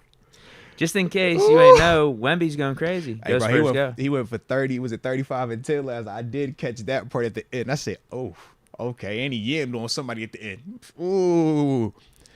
But yeah, that did become a part of the conversation. It's like, yo, was it really Kenny this whole time? Then that's when they asked the little Will Levis. They like, yo, if Levis was having these opportunities with Canada, would Levis in Canada look better than what Kenny has looked at? I'm just telling you what they would say. You see, Black and Yellow brought this up, and we live, baby. But yeah, Black and Yellow Tech still brought that up. But I did see that was like the thing multiple times, and I think that's also why they broke up the whole Will Levis thing, because they're like, well, shoot, you did that, and we know your O-line was crazy makeshift at times yesterday, but you still were able to really it was a point in time where obviously everybody was on the edge of their seat, at the end until Quan caught the pick. So I think that's why they were saying certain things about that, and ultimately why Black and Yellow said what he said. No, going back to Canada his first 4 or 5 weeks, I do think his play call, like how he was setting up the offense, wasn't optimal. No, I think since the bye, though, we've been seeing a lot of good things. Dudes have been running up, and this is even me saying in the Jaguars game, like it could have been very easy for me to come in here and say, fire Canada. Offense only put up 3 points in the first half. Mitch came in through those picks. Fire Canada. Offense sucks. No, I think we were scheming some stuff open in that Jaguars. That was more on the players. But those first 4 or 5 weeks, no, I think Canada wasn't up to par for sure. And again, you could go through everyone. Could Kenny have played better? Could the line have played better? But when you're an OC, you'd like to set up your team up for success as best as possible. I just didn't think Canada had that. No, respect. But since the bye, he's been cooking. I got to give him credit. Let's go. Stay in his bag, man. And Sean Mays, you're right. He said, let me give his dog Wimbiana his full respect. I said 35-10. It was actually 38-10. You're right, 38. I'm sorry. He was the second youngest player to go for 35 plus in 10. Who's the first? It's probably LeBron. You know how that goes, bro. I ain't have to look at us. It's probably LeBron. This has never been done before. It's a LeBron stat. You know how that is. Or he's the second guy. It's LeBron. Yeah. Gianni 1997. Join the upper room. Shout out to Gianni 1997 and welcome to the upper room. Yes, indeed. Yes, indeed. Tito, good vibes. Best opening drive of the season with the help of the run game. Shout out to JPJ, even with the young penalties. And love the tenacity of the linebackers. Oh, big facts. Some of those penalties, I'm telling you, particularly on JPJ, a little ticky-tacky. I get it, but I'm not going to call JPJ out for those penalties. There was one he was almost offsides. That would be the one I would fault him for. Did they call him for it? Yeah, I thought they called someone else. No, he cut 2 penalties on the play. It was like the offsides and then right. That. Yeah. In terms of the young penalties, man, I ain't tripping on that. You play corner in this league, you're going to get penalties. It's that simple, man. You're a physical, hands-on corner, you're going to get flagged. We just got to hope that referees allow him to play his game. We obviously saw on that first deep throw that they threw to D-Hop, kind of looked around to just see what was up. When I looked at the play, I thought he was clean the whole time. But whenever you are able to stay on top of the route and reroute guys and kind of jam them up like that, you never know. Some of these officials will just simply look at that guy not being able to get off cleanly, and sometimes they just throw the flag, and you could completely be fine. That's why we say you got to have a short memory out there. So for PZ Jr., he's going to have a short memory, which I feel like he does, but some of them calls are going to just naturally happen, like how we talked about the defensive holding that they actually did call later in the game. It's like, yeah, was that the most egregious situation? No. Could we make a case that him and D-Hop had more flag-worthy stuff offensively or defensively in their matchup throughout the game? Yeah. But at that position, the referees, you just never know. So that's why you literally just got to have that quick, flush it, whatever happened, next play mentality when you're living out there on that perimeter like that. Let's give you dub. Holcomb is done for the year, most likely. Oh, yeah, man. That's what Tomlin said. Yeah, I mean, it was nasty. As soon as it happened, I'm like, nah, that's one of them ones right there. I just hope, like I said, it's not the dislocation and stuff like that where you got to have multiple repairs. Hopefully, it's just almost like when we talk Nick Chubb, right? We saw Nick Chubb and we like, yo, it looked disgusting. We're thinking like, yo, it could be terrible. Turns out, I think it was just MCL. I think they said it stretched the ACL, it wasn't but as didn't bad tear. as what they initially thought. So I'm like, man, I'm hoping for Cole. It could be something simpler. It looks a lot worse than what it actually is. They won't know. Well, he's probably getting MRIs and stuff now. So we'll obviously get more information later today and stuff like that and over the weekend. But that was brutal, too. Yeah, Friendly man. fire. Yeah, but that's his game, man, because it's football, so fast, so violent, man. And that's what we say. You can't play it slow. Can't play it slow, bro. AJ Martinez, sabotage 14 himself. Of course. Too much immaturity. Just a young player, man. And this is what we say. I didn't see any of that. I guess, they showed a replay of Pickens not being happy or something. So you could take that part from that statement. I looked at it more so as immaturity being in the sense of just the skill development. Toe tap. Oh, yeah. You got to. That's the reason why I say that's immaturity is because you let your guard down for a second. We all know Pickens makes that catch, toe tap 9 times out of 10. Realistically, 10 times out of 10. Yeah. But the lapse in judgment, that's what I look at as immaturity. That's the part where I say to him, like, yo, we know you're talented. We know it's going to be times where you're high and you're low. because of, engagement, participation, and just overall targets. We get that, and I love that about you. But you can't allow it to dictate the little details in your game, because that is what separates you from being just a good player to a great player, or an okay player to a good player. Okay players, they don't get that toe tapping all the time. Good players, they're going to get that toe tapping 60, 70% of the time. The great ones, that's 100% to 99%. You feel me? Now, where do you want to be? That's the question that we ask them, right? Do you want to be viewed as the AB type? Well, you got to go ahead and get that. Do you want to be viewed as Juju type? All right, you'll make it the majority of the time. Not a shot at Juju, but like AB is up here, right? Juju's still a really good receiver. What name that just popped into my mind in terms of that comparison, like that level? I was thinking like Michael Floyd. Okay, yeah, that's probably the most random NFL receiver you could come up with right now. Yeah, Marvin Jones. Yeah. Good players. Where it's like, I respect them. They talented, but we don't view them as elite, right? That was really random. That was a heck of a name that you pulled right there, bro. Heck of a name. And then after that, you got kind of everybody else where it's like, all right, we see crazy talent, but we don't think it's consistent enough. And that's the part where for GP, he has to decide that. We can, hope it and want it. He can hope it and want it, but he has to ultimately go out there and execute it. And we know he can. That's the beautiful part. We literally talking to him about something that is not a question of if he's talented enough to do it. We just like, bro, there's just a little Ricky moment right. Not a Ricky moment, but there's a young guy moment right here. And it's a coaching point. Coach still gonna coach him up. Trust me. Quan 77. Can't lie. Levis definitely looked good. Yeah. That's my thing, man. Like, I don't think we have to minimize him or Kenny when we are praising what both of them did. Obviously, we know that they're going to be, compared in contrast because they both play quarterback. They're both young. But if we just look at them separately, I thought Will Levis played a dope game for that to be his second start in the NFL, going against the pass rush that he was going against last night on a short week when we was turned up and our offense was actually scoring, forcing, him to have to respond multiple times. And it was like, not only was he, it was like, he was putting together some nice drives, making some nice throws. To me, I'm like, man, I got to see his toughness. He took some shots. Highsmith hit him a couple times. I'm like, bro, those concussion type hits the way your head's hitting the ground, man. But he was still able to get up every single time, eat that, look cool, calm, and collected. Like you said, the end of the game, man, when you threw the pick, people are going to look at that and try to write whatever story they're going to write with it.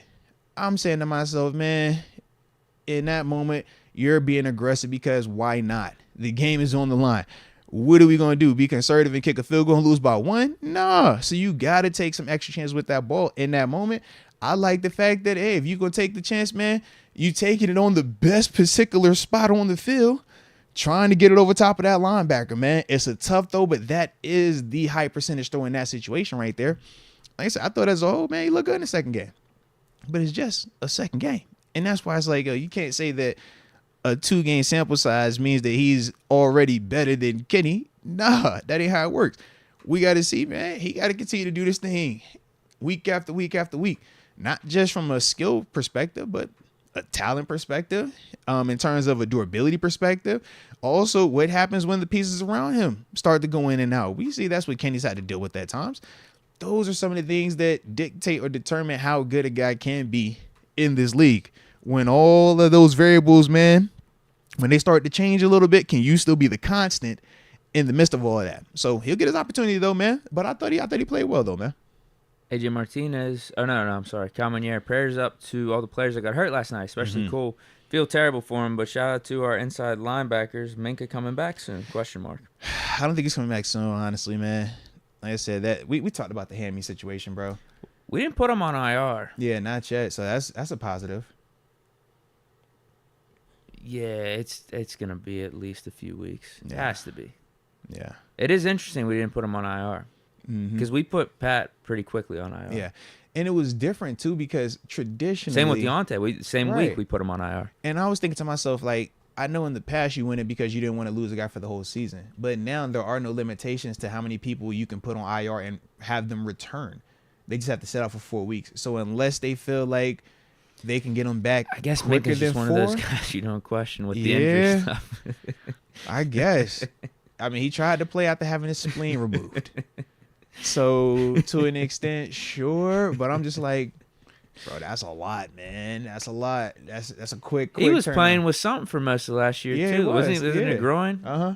Like, he's always had some type, like these past 2 years, he's had something, leaking, but Minka's Minka. He shows up. Shows up, man. Cam Hayward.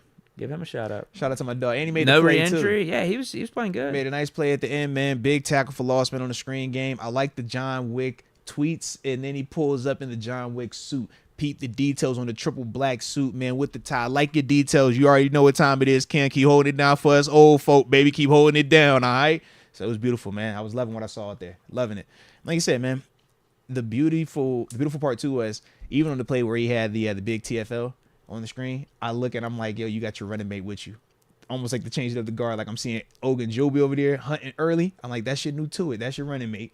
He got you right now. While you getting back up to speed, young boy gonna hold it down too. We got Bitten out there. DeMarvin Lee, I was like, bro, I love the fact. We had a good rotation going. Yeah. I was just pissed that Adams got hurt. I think we got to see that as the game went on because he's our only true nose tackle. We were a lot better in the run when he was out there. Very true. Very true. I don't think he returned, did he? No, he didn't. Yeah, I saw he was listed as questionable when they ruled out Cole, but then he never came back. Yeah. Yeah, because we got to see Henry start going off like middle of the game. And started to hit more downhill. It was just concerning, but then I just kept saying, I was like, Montravius out there, and then the injury report came out. I was like, that's our only true nose tackle. Mm-hmm. So we're rotating through a bunch of these interior defensive linemen that aren't particularly suited for stopping the run like a Montravius Adams. Yeah. They can do it, and they did. Like, ultimately, they got the job done. And think about it, they use more Keanu Benton. And we appreciate that effort. They use more Keanu Benton, but when you don't have a person that is still a part of the rotation, a player that might be playing 20% in a row, when you bump it up to 40 to 50, that doesn't just mean that 20% of great play turns into 50% of great play. Nah, sometimes, man, you get a little bit of a decline at certain parts of it. And like Deke talked about, you do kind of see, or you could feel it a little bit in the running game. But ultimately, they stepped up in the fourth and stopping the run. Absolutely, man. I think the back end helped with that too because we were selling out on that. And like you said, Pat P made that one tackle. Pat P, man, that was big. KZ tackling, that was big, man. AJ Martinez now 77 is woo. Perfect mental attitude. 77 is one. Let's go. I like your energy, man. Yeah, I think Broderick's just a gamer. When the games matter, he's going to step up. He's too used to Georgia. That preseason stuff was it was too little for him. Hey, that's all well and good. I'm a week by week guy, man. Keep showing me. Just keep showing me, man. AJ Martinez, my pops love the no helmet TJ. Shout out to Deke's pops too. Let's go. TJ. I thought they were going to flag us for some reason because TJ didn't have his helmet on and he touched the quarterback. Man, my man, they ripped that joint off mid-play. I was like, yo, this is nuts. And shout out to that What's pitcher, the rule? It's whenever you're running with the ball, the play just stops when your helmet leaves. Yeah, because they did change that now. Yeah, because it used to be you could actually finish the play with your helmet off. Till dudes started being like, all right, you keep running with your helmet off, I'm actually They screwed us on that Thanksgiving game way back. It was like 2013. That was the Tomlin sideline. Yeah, Bell lost his helmet as he's going in, like diving into the end zone. They're like, no, we're going to stop the play like exactly when almost like instant replay. No, but they did that because literally, man, I remember at first it was Jason Witten. I feel like with Dallas, he had his helmet come off and he ended up scoring. But then it was like, all right, defenders, because typically as a defender, you're like, bro, if your helmet's off, I'm not going to try to hurt you. Like, I don't like you, but I'm not trying to kill you out here, right? But when you keep running, now I'm like, okay, you're trying to take advantage of it. It's kind of like with Russell Wilson when we was like, all right, we're going to let the quarterbacks run to the sideline, and he started turning it up. You're like, okay, now you playing with us. That's why the rule evolved to as soon as that helmet come off, we're going to blow it dead because we was like, yo, as a defender, act like you want to keep running. I'm going to just headshot you, bro.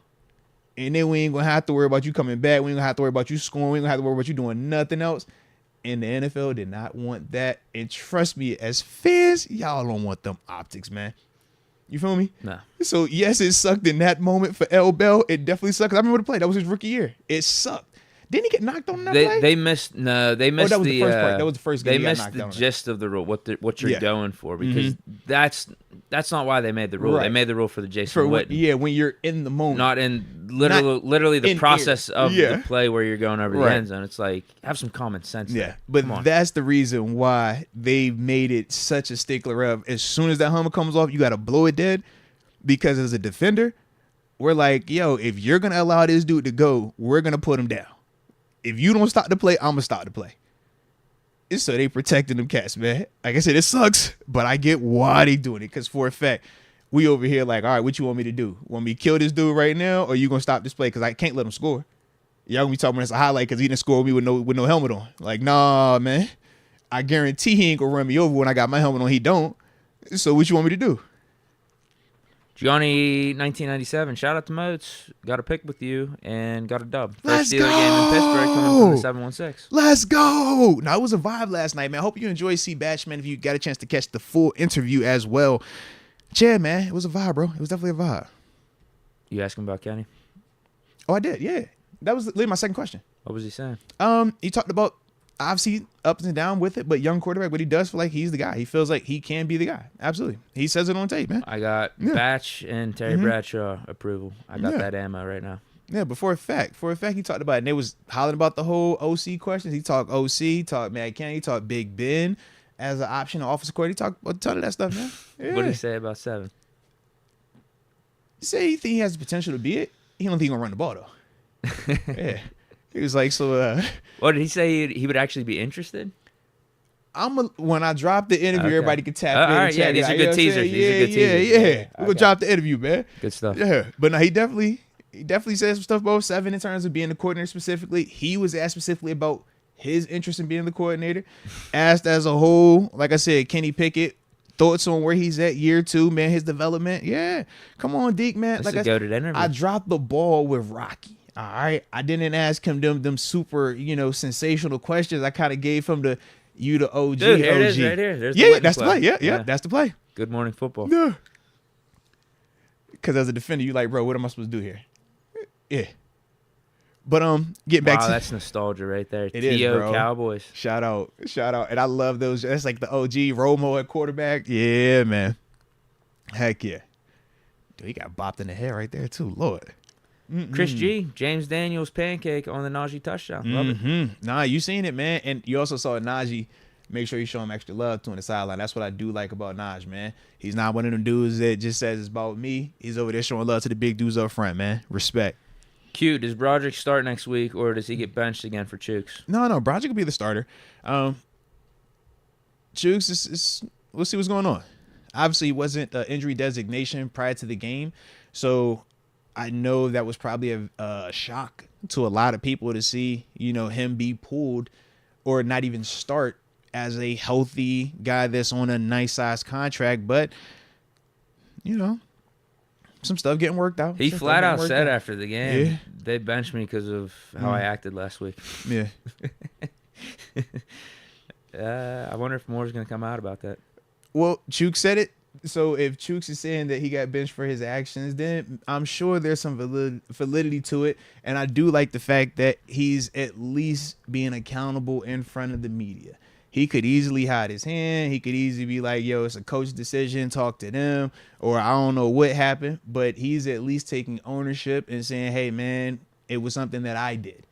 We don't know the specifics of it. So salute him either way, though. Fish momentum. Morning, guys. What a game last night. Actually, pause that. It does potentially make me wonder, though, if he's saying it was specifically for him acting out. That's just saying the quote was, right? Yeah. If he is something he said, right, if he's being more accountable and he's coming back and saying, hey, look, man, I was wrong. Do they make that switch back if this was more of a punishment move versus a we think he's better move? Because those are two different things. Not me. I think you go. Well, I know for you. But like we said, there's a difference between you versus how you run a team. Yeah. Because if the conversation was, yo, this is a punishment, that's a different communication than this is he's better than you, we're putting him out there. All I'm saying is when you're leading the team, consistency in your messaging matters. You can't be up and down situation every time, because now as your team, how can I follow you? So these are some of the moments where it's like that clarification does matter. But then at the same time, Coach T also has the beautiful power of just simply saying, I'm doing it because I feel like I got to do this. And whenever he does that, it's certain times that he will still say, he's like, yo, is it fair? No. But you open that door for it to happen, and now we got to deal with it. And that's the one thing it seems like everyone says they love about Tom. He'll be straight up and say, yeah, this was our intention whenever we did sit you, but now things change. Love Coach Tomlin for that, because right, wrong, or indifferent, I've been in the meetings, look him in the eyes. Like, sometimes you love him for it because he's telling you what you want to hear. Other times you're like, oh my God, how you just telling me that, bro? This is crazy. But you respect it. And that's definitely one of them scenarios where it could be, yeah, man, we initially set you down because we did not like how you acted. And the plan was for this to be a 1 week thing.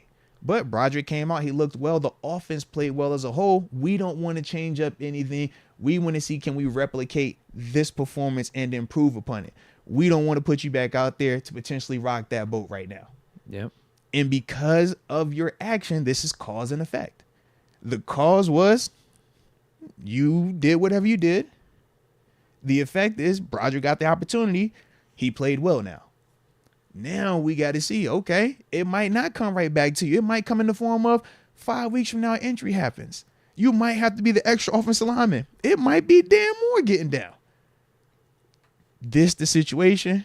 How are you going to handle it now? That's what I want to see, man. How you handle it now. Yeah. I like the fact that he was accountable, though. For whatever the situation was, he was at least accountable about it. Let's see, can he continue to progress and get himself back out there? Because obviously he's good enough. That's why he's gotten the contract. But the consistency obviously has to be better. But you also can't be inconsistent and having whatever was going on behind the scenes also, because now we're stacking negatives on top of each other, and that's not cool. Yeah. I was just thinking this. You know how we have the whole Fire Canada slogan? Yeah. The Fire Canada chant and stuff. Mm-hmm. I know the easy switch for that is Hire Canada whenever he's doing good. Hire him. Maybe we do Sideline Canada. Put him on the sidelines. I like Sideline Canada. I just feel we got to make sure it's clear that we're saying on the sidelines to call games, not like we're putting them on the sideline, like put them on the shelf. Well, maybe that's what makes it so good. It's like a double entendre. Yeah. It's definitely a double entendre with that thing, man. Well, especially if he goes back up to the booth and our offense struggles again, like that needs Sideline Canada. If he like, goes, I don't want to fire you, just get back down on the sideline. If he goes back to the booth and the first half is slow, at halftime we're pulling him out the booth. We're going to go up there and riot. We're going to just drag him out like a hostage situation. Like, get out. We're taking Canada. We're putting him on the sideline. You're staying here from here on out. Yeah, man. Yeah, it needs to be like a Navy SEAL mission or seriously, something. bro. They kidnap him and take him down. It's Zero Dark 30. You know what time it is. Fish Momentum. Morning, guys. Was at the game last night. I like the sideline. Ambition and Radio Tokyo Live Stage AE, November 12th, 2023, 10 a.m. Super Bowl 45 rematch. Hashtag Mr. Jack Myers Jr. Let's go. Nah, it's going to be a game right there, bro. Alumni weekend, too, man. Alumni weekend? Yeah, man. It's supposed to be a lot of who's. Steelers, man, gonna be in town. Really? Alumni weekend, bro. Yeah. Good to hear. Michael Brooks, Deke's optimism probably wills us to victories. Hey, by any means, he's doing his part then. We all doing our part, man. Play your part. We have all the positive energy we needed, man. I wear my lucky clothes on game day. I'm gonna put my good hat on. I don't never lose in this hat. I had the same feeling in this first half that I did in the Jaguars game. The only difference was Kenny didn't get hurt in this game. Boom. Meanwhile, he got knocked out in the Jaguars game. Yeah. You see the results. Different. I like it.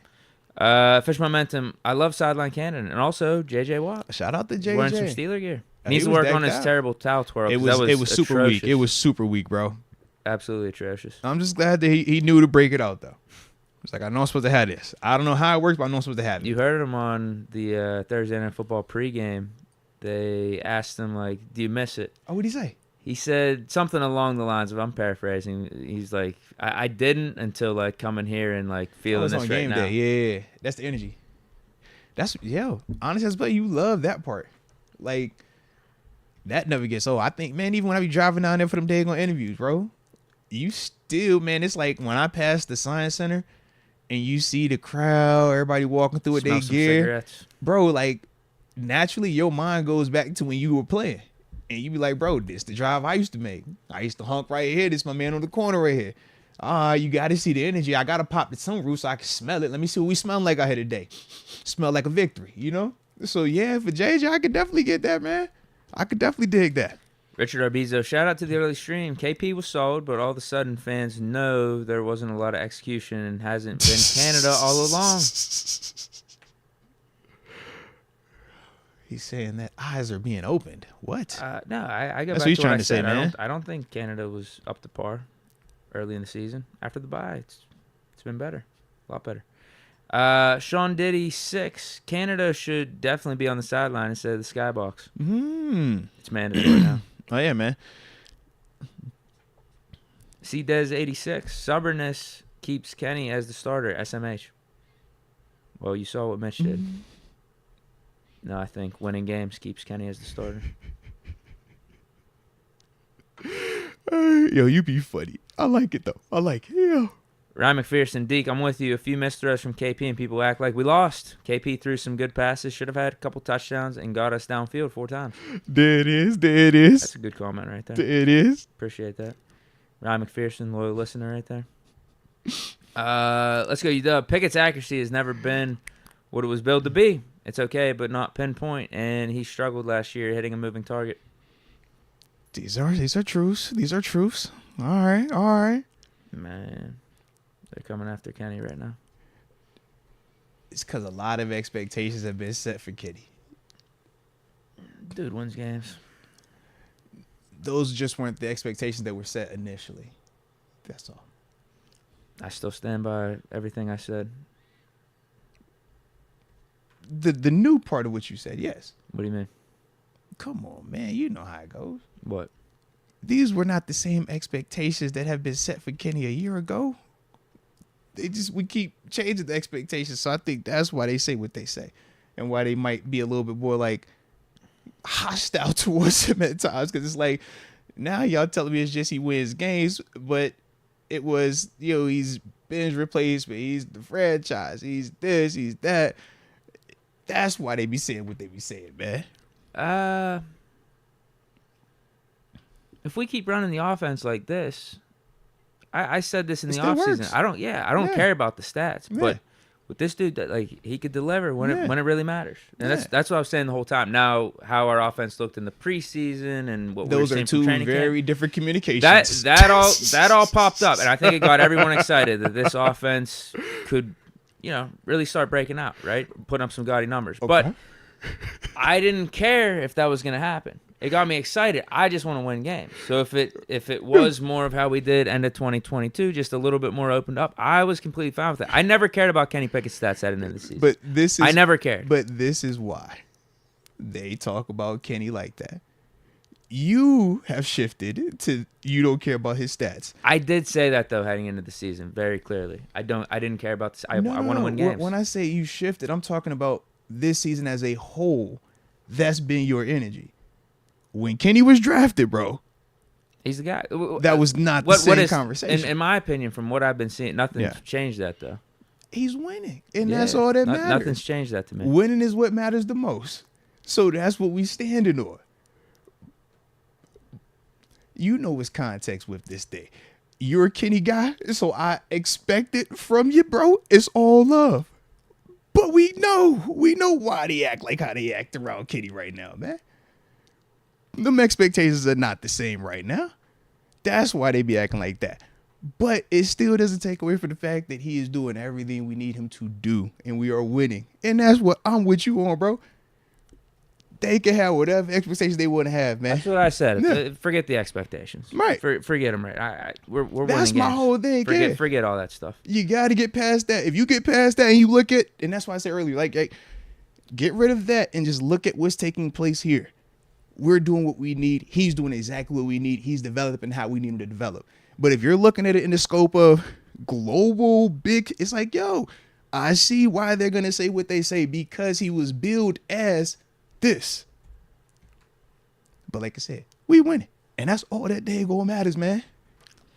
GF, I've been killing KP this year, crucifying him. Yesterday at the game, seen his face at the coin toss, then have a perfect try down the field. Had missed, but for the first time, I say we're going to be fine. Let's go. Let's go. Come on, man. Ethan Leach, y'all better like the stream if you're here. 400 plus. Nah, I salute it. Yeah, I forgot to say that. Yeah, hit that like button one time, man. Hit that like button. Absolutely. Sean Diddy 6, Pat P needs to play safety. I'm not all the way there, bro. I'm not. I know we say play safety because we say he lost a step, but safety involves a lot more tackling. That is not the easiest transition. I do think him playing in the slot has been a little bit easier on him, but we know the pros and cons to that are some of the matchups. As a whole, though, I do think he's still better suited in the slot than at safety just yet. Now, if he tackles more like what we saw in that fourth quarter when he had that big stop on third down, if he's tackling like that, absolutely he can go play safety. The problem is we haven't seen him consistently tackling like that this season. So think about some of them plays that KZ made where we're watching Derrick Henry run through that hole and now swap that out and say it's Pat P. That's my concern when we're saying put him at safety. As the slot, you can get away with it a little bit better. The angles are outside in terms of how you're hitting these dudes at safety. You got to fit it up. I don't know if that's what he's trying to do on a play and play out basis right now. So that's my only thing. And because you don't have Minka, you don't get the luxury of, hey, Minka, you go be the box guy. Pat P, you go be middle of the field. Pat P and KZ pretty much the same size, right? Pretty well. What? Who's the bigger guy of the two? Who's the more physical of the two? You catch my drift? So it's like, that's my only hesitancy with it. Other than that, though, in terms of his ability to just run around in safety, I love that part. But the tackling part is the other element that, yeah, we saw yesterday. It matters in a big way, man. They are your last line of defense. And who else we got at cornerback that we trust? Pierre Rush. Yeah, as much as I was saying Pat P's a mixed bag, I'd rather him still be playing cornerback. I was gonna say, maybe if we ease Rush along and he starts balling out, maybe. But I don't think we got a solid guy to replace Pat P. Because see, not saying Pat P's solid in and of his own right this year, but see, I love with Rush, but he's young, and these are the two plays that stood out to me. Makes a great play in the end zone, right?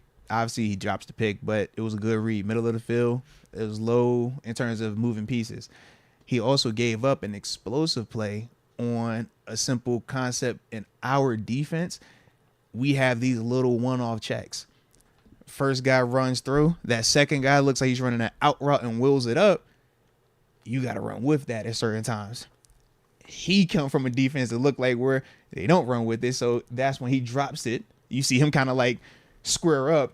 Guy runs up. It might have been the Kyle Phillips on that one too. But it's a nice little throw on the sideline. I was like, yo, all right.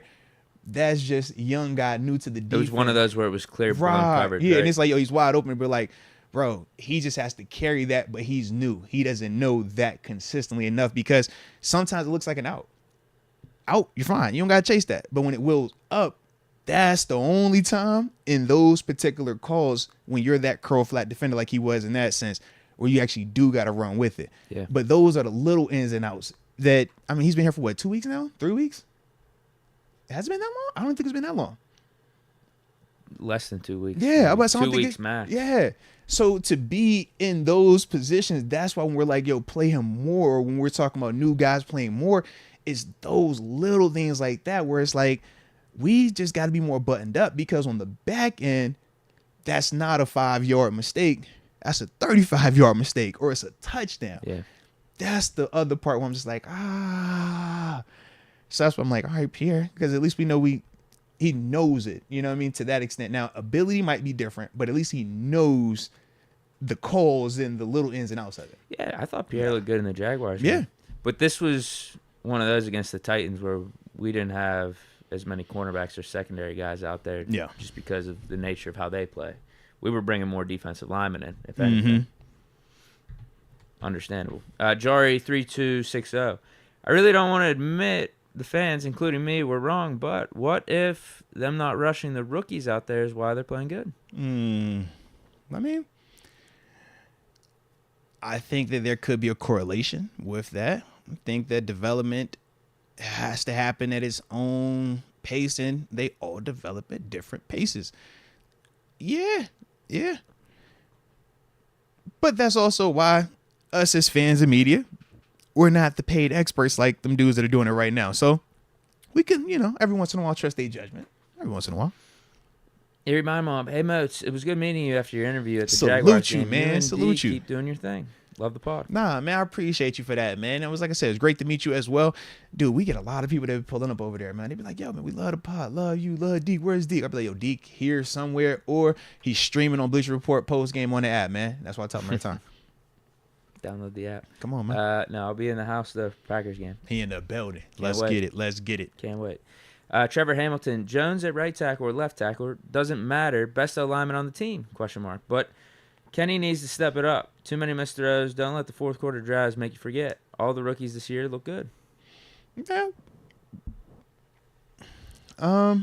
In terms of Jones at right or left tackle, look good at right. Keep him at right for right now, man. Best offensive lineman on the team. I'll probably go James Daniels right now. If, I'm thinking about just overall play consistency throughout the year. I feel like I've seen less goriness from him. And he gives me enough consistent highs. Whereas we know the other guys, I mean, if we talk Mason Cole, we've seen some. Even say Malu. Yeah, both of them dudes, we've seen some bad. Dan Moore, Chuks, obviously we know we've seen some negativity. Not saying that we haven't seen negativity with James Daniels. We have. I just don't feel like it's been nearly as egregious at times as some of them other guys we've named. So that's why I would say James Daniels personally. Remix, no more Tomlin hate. His hands are all over that game. Broderick move, Canada on the sidelines, rookie Rush in there during clutch moments, and Florida State and Q's over Pitt. Yeah, he had to hit you with a shot at the end of that thing, man. Yeah. Yeah, shout out to Tomlin. I mean, what did we say? Through the highs and the lows and our reactions through some of the games this year, even coming into the season, this 2023 was going to be a big indictment on him. Yeah. And we're seeing good things. So, He's responding, man. Either in a positive or negative way. And 5-3 sitting here catching these dubs like we have been after the bye. I like it. Riding this wave, riding this trend. You got to give Tomlin credit. Seriously, man. Seriously. If you're gonna rip on Tomlin, if the record was flipped at 3-5, that's my whole thing, man. If y'all gonna crucify when it be bad, and this is all of them. And we are Kenny, seeing some pretty Tomlin, consistently good second half adjustments in these games, and that's something that has been a knock on Tomlin for a lot of people. Chef Buck, Broderick Jones, offensive MVP this game. Almost every big run was off his major blocks. Okay. No, I like it, man. He definitely played well, man, without a doubt. We got DJD 422 joining the upper room. Shout out to DJD 422 and welcome to the upper room. Yes, indeed. Joker, should the Steelers look for a QB in the draft? No. It's premature, man. I think it's very premature. Let's see how this season continues to progress through, man. We're seeing Kenny continue to grow and get better. I want to see how much better he can get into what level he's at when the season ends. If you make that decision right now, though, it's too premature.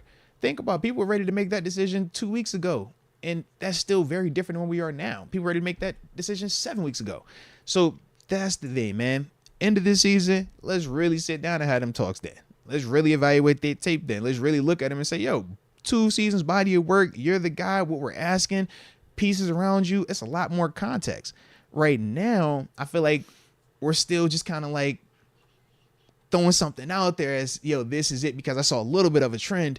Let's just say this is going to be definite. And I don't think you can make that hard, concrete stance right now. 12th wonder. A win is a win. Canada made good adjustments. Players got to execute. Broderick Jones was a blessing at right tackle. Team still looks very young, but hungry. There you go. No, facts, man. I like the fact that they don't back down, man. All them dudes, offense, defense, special teams, man, they feel confident still. And that's always good to see with young teams whenever they're going through just rocky moments, right? Adversity as a team, as individuals. Still be confident, still show up. Be consistent, man. Got to show up, though. Rod, I'm guessing Chuks is going to be a cap casualty. Should we have traded him for like a 3rd and a 7th?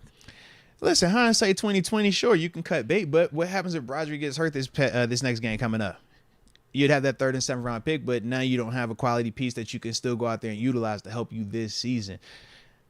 To me, Chuks becomes an extra high-end backup for right now until, he gets another opportunity here. And if not, then, yeah, it's going to be a cap casualty, but that's the nature of this business, baby. You're not going to have perfect, seamless transitions every single time. And if you try to plan ahead, you're ultimately going to shoot yourself in the foot making premature decisions. I think this is one of the ones where it's like, yo, we knew we were going to make some type of change with Broderick eventually this season. And now we just identified what it was going to be. So from there, it's like, all right, we still got to finish this season. And Chuks is still very much a part of this team because he's literally one play away from being right back out there as the starter. And that's why you hear me talk about him now and saying, like, mentally, you still got to be locked in. Because once that opportunity comes back around, we don't know when or how it's going to look.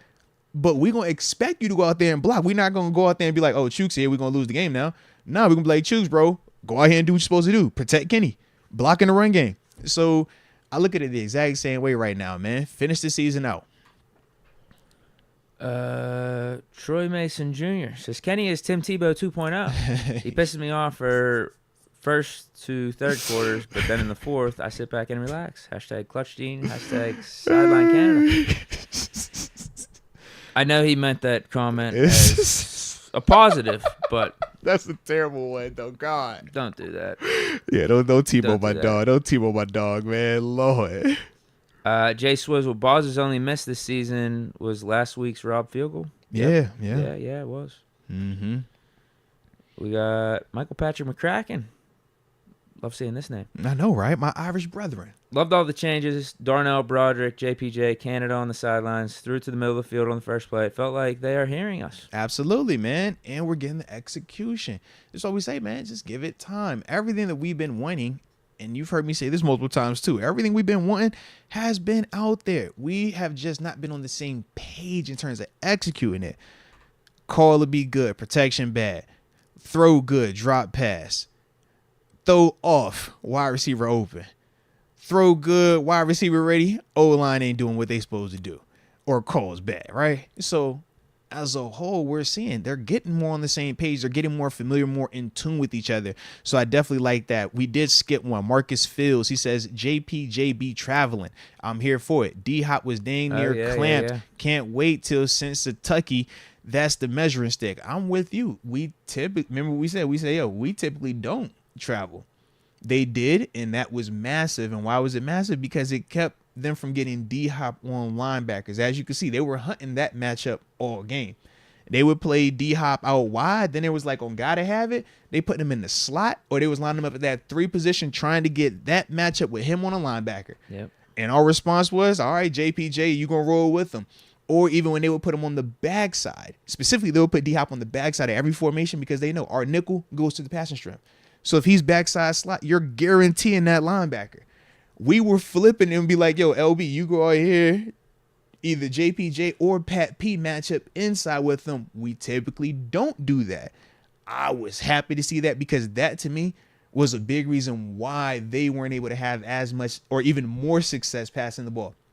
Levis still had like you say, he threw for what, 250 something, right? He still moved the ball, pushed it downfield. If they could get D-Hop as much as they were trying to get him on the linebackers, I think it's a way different outcome from a passing standpoint, and even how we view our defense. I think it would have been a different standpoint because of how fast the win would have been. But with us matching up the way that we were, man, it was great. I love that. Shout out to Terrell Austin right there for that, man. Right, that's another thing. Shout out to Tomlin. Mm-hmm. Being flexible. Yeah, man. Not being stuck in his way. Absolutely. That's a coaching thing. Evolution. You either evolve or you die. It's one or the other, man. Started to be so morbid. Anthony Lashley, do you think Najee can become the next King Henry if he sheds a few pounds and becomes more elusive? He would need to add more pounds to be like King Henry. It's hard to add more like elusivity and explosiveness at this stage. So personally, no, I think yesterday is like some of the better moments we're going to get. I think that if I can consistently get that version, hell yeah, I'm happy. Hell yeah. I'm happy. In today's NFL, I'm happy because the difference is it was a specific play where Jalen Warner is running the ball and Terrell Edmonds is about to flash, and you see him put a foot in the ground like he's about to run inside of Dan Moore and Seyumalu. He fakes here, steps outside, picks up, I think, like 10, 15 on the sideline, right? Najee isn't capable of that. That, to me, is one of the things you either have that where you could put a foot in the ground and go, or you don't. Derrick Henry has that. His size has everybody thinking about him running through you, but he can also step around you and go. And that, to me, is what Najee has been lacking. I don't think you'll ever be able to develop it. I think you can get more laterally quicker by shedding weight, but that's still going to be something fundamentally that he won't have. So to me, I think, like I said, the way he was running yesterday is the best variation or the best version of him. Physical is not always pretty in the open field. Sometimes it might even look a little awkward, but it's falling forward and is a body puncher. And he finishes when you get him in the red zone. That's the other part I like, man. If you're not going to have him being the main dude like he's accustomed to being, how do you still mitigate the relationship? How do you still keep him from, souring on situations? Feed him down by the goal line, man. Feed him in a short yardage situation. And you see he's hyped. You can see the energy that he's playing within those roles. So to me, that was another thing where I'm like, Canada Tomlin, if you're going to do these type of things, those are the little ways you do it to make it a little better for everybody around, man. They started with Najee too, like technically, but right. They weren't slow to take him out and get Warren in there. I think it was the third play. You saw who was starting. It was a clear who was the RB1 last night and who was the RB2. Oh, it's interesting because Najee did get more carries. Technically, yeah. Yeah, he got more carries. But Jalen did get some stuff in the pass game, though. It was just nice. I mean, if that tandem can look like that, I'm not going to have any complaints. Seriously, man. Like, that's how we hoped it was going to look like. Seriously. I think I may just have to accept, I think week in and week out, it could be up and down with Najee. And after 1 week, I'm going to say, cut him, trade him. Like, I don't even want him on this team anymore. He's useless. But then, the next one, whenever him and Jalen are going, it's like, this is needed. Najee's important to this offense. No, without a doubt. He brings a different element. Without a doubt. We got a couple left, too. This is actually perfect timing, man. Sean 0989. Why so many jet sweeps and wide receiver screens? You saw the big first down we picked up on the jet sweep, right? That's why we called them. They're off balance. All of them worked yesterday. Yeah, the reason why you do that is to mitigate the pressure up front. We know our offensive line hasn't been the most consistent, so instead of continuing to put them in positions where they have to be perfect, you get them quick hitters, easy plays, man. So a jet sweep to Calvin Austin picks up, was it 13 yesterday, right? Don't block the DN. I remember when it was the 49ers, everybody crucified Matt Canada for that, and I said to y'all in here, no, I love the call. I understand why he called it. We just got to execute it better, and the problem was that DN just made a great play getting upfield like he did. We saw the flip side was yesterday. Not everybody's going to make a great play. So you can't run away from a call just because an outlier happened. No. The way that it was designed was exactly how it was supposed to be, and that's why it worked the way that it did. The screens, we said that was the response to Kenny missing some of those throws downfield. Get him easier throws, quick hitting throws where you're getting the ball on the perimeter to a playmaker who has a higher probability of making a guy miss. And for Kenny, I like the throw because I call them the easy stat throws. It's a line of scrimmage throw, but you're going to get 10 because he's going to make a guy miss. It's what Brady did. You know what I mean? You throwing it to the running back 3 yards in the backfield, but he's going to pick up 8 because he's going to make this linebacker miss. I look at that as we don't like that no different than if it was an 8-yard comeback. Come on, man. I don't care how you pick it up. Just pick it up. And right now, we're seeing this is what's working right now. I like that. Those are some of the adjustments, though. And those are some of the reasons why we were calling the jet sweeps and the screens, though, as a whole. Remix. What now at inside linebacker? Bring back Bostic, Van Noy, Rashawn Evans. We'll see. I don't know just yet. We'll see. Because Bostic to me is what we already have in terms of an E-Rob or even a Robinson. I'm looking for the Cole Holcomb that completely, well-rounded part. That guy's probably not available. Yeah. Van Noy is interesting. I think he's a very smart player as well. I like his pedigree. But, yeah. I'd have to look into it. Yeah. I didn't even really think of it. Me either. I'm like Van Noy probably off the top of my head right now, though. Available. Yeah. You know? Stephon Griffin, why don't we throw to Darnell? Imagine him in the old Pats offense. We were wasting him. Has potential to be an elite tight end, but we only want him blocking. Well, he did get a pass yesterday. He caught it. But at the same time, you can't make everybody a priority, man, in this offense.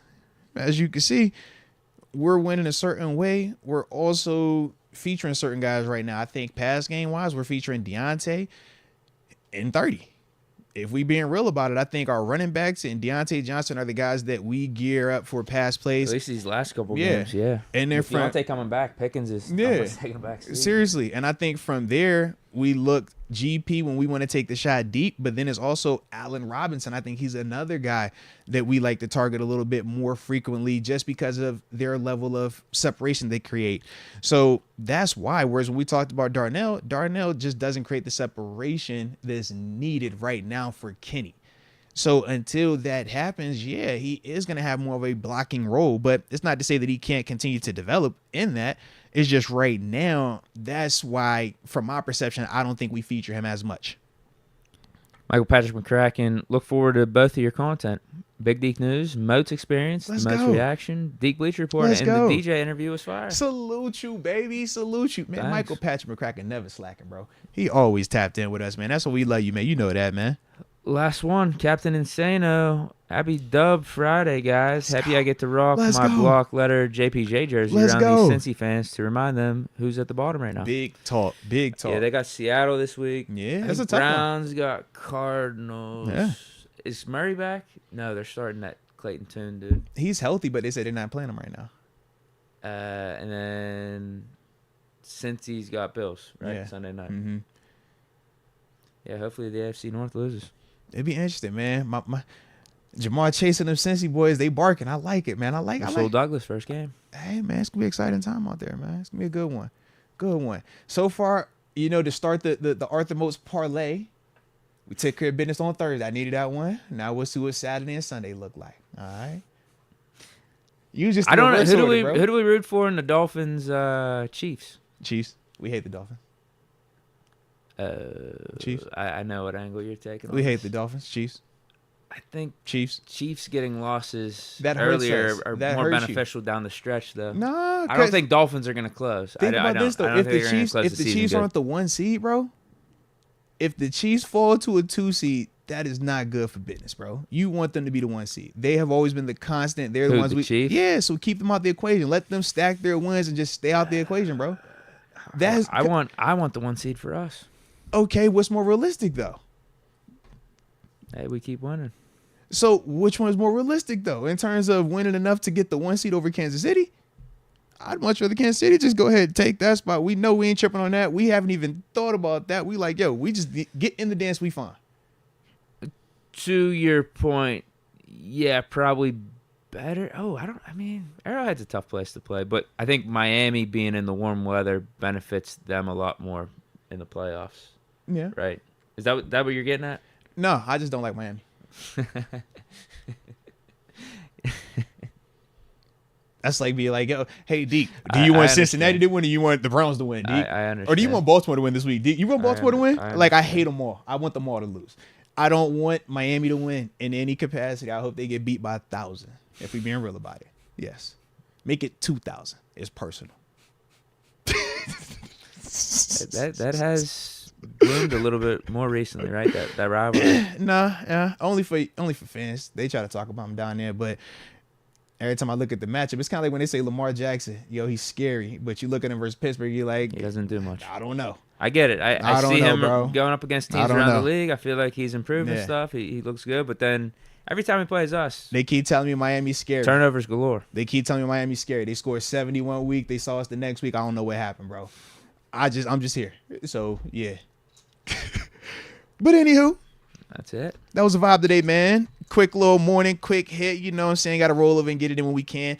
But shout out to the Victory Friday, man. Y'all stay safe out there, man. Hug the loved ones that you're with, man. And tell them you love them a little extra. All right. One time for the culture, one time for the culture. Y'all stay safe out there. Hit that like button. Don't forget to subscribe. And until next time, baby. Peace.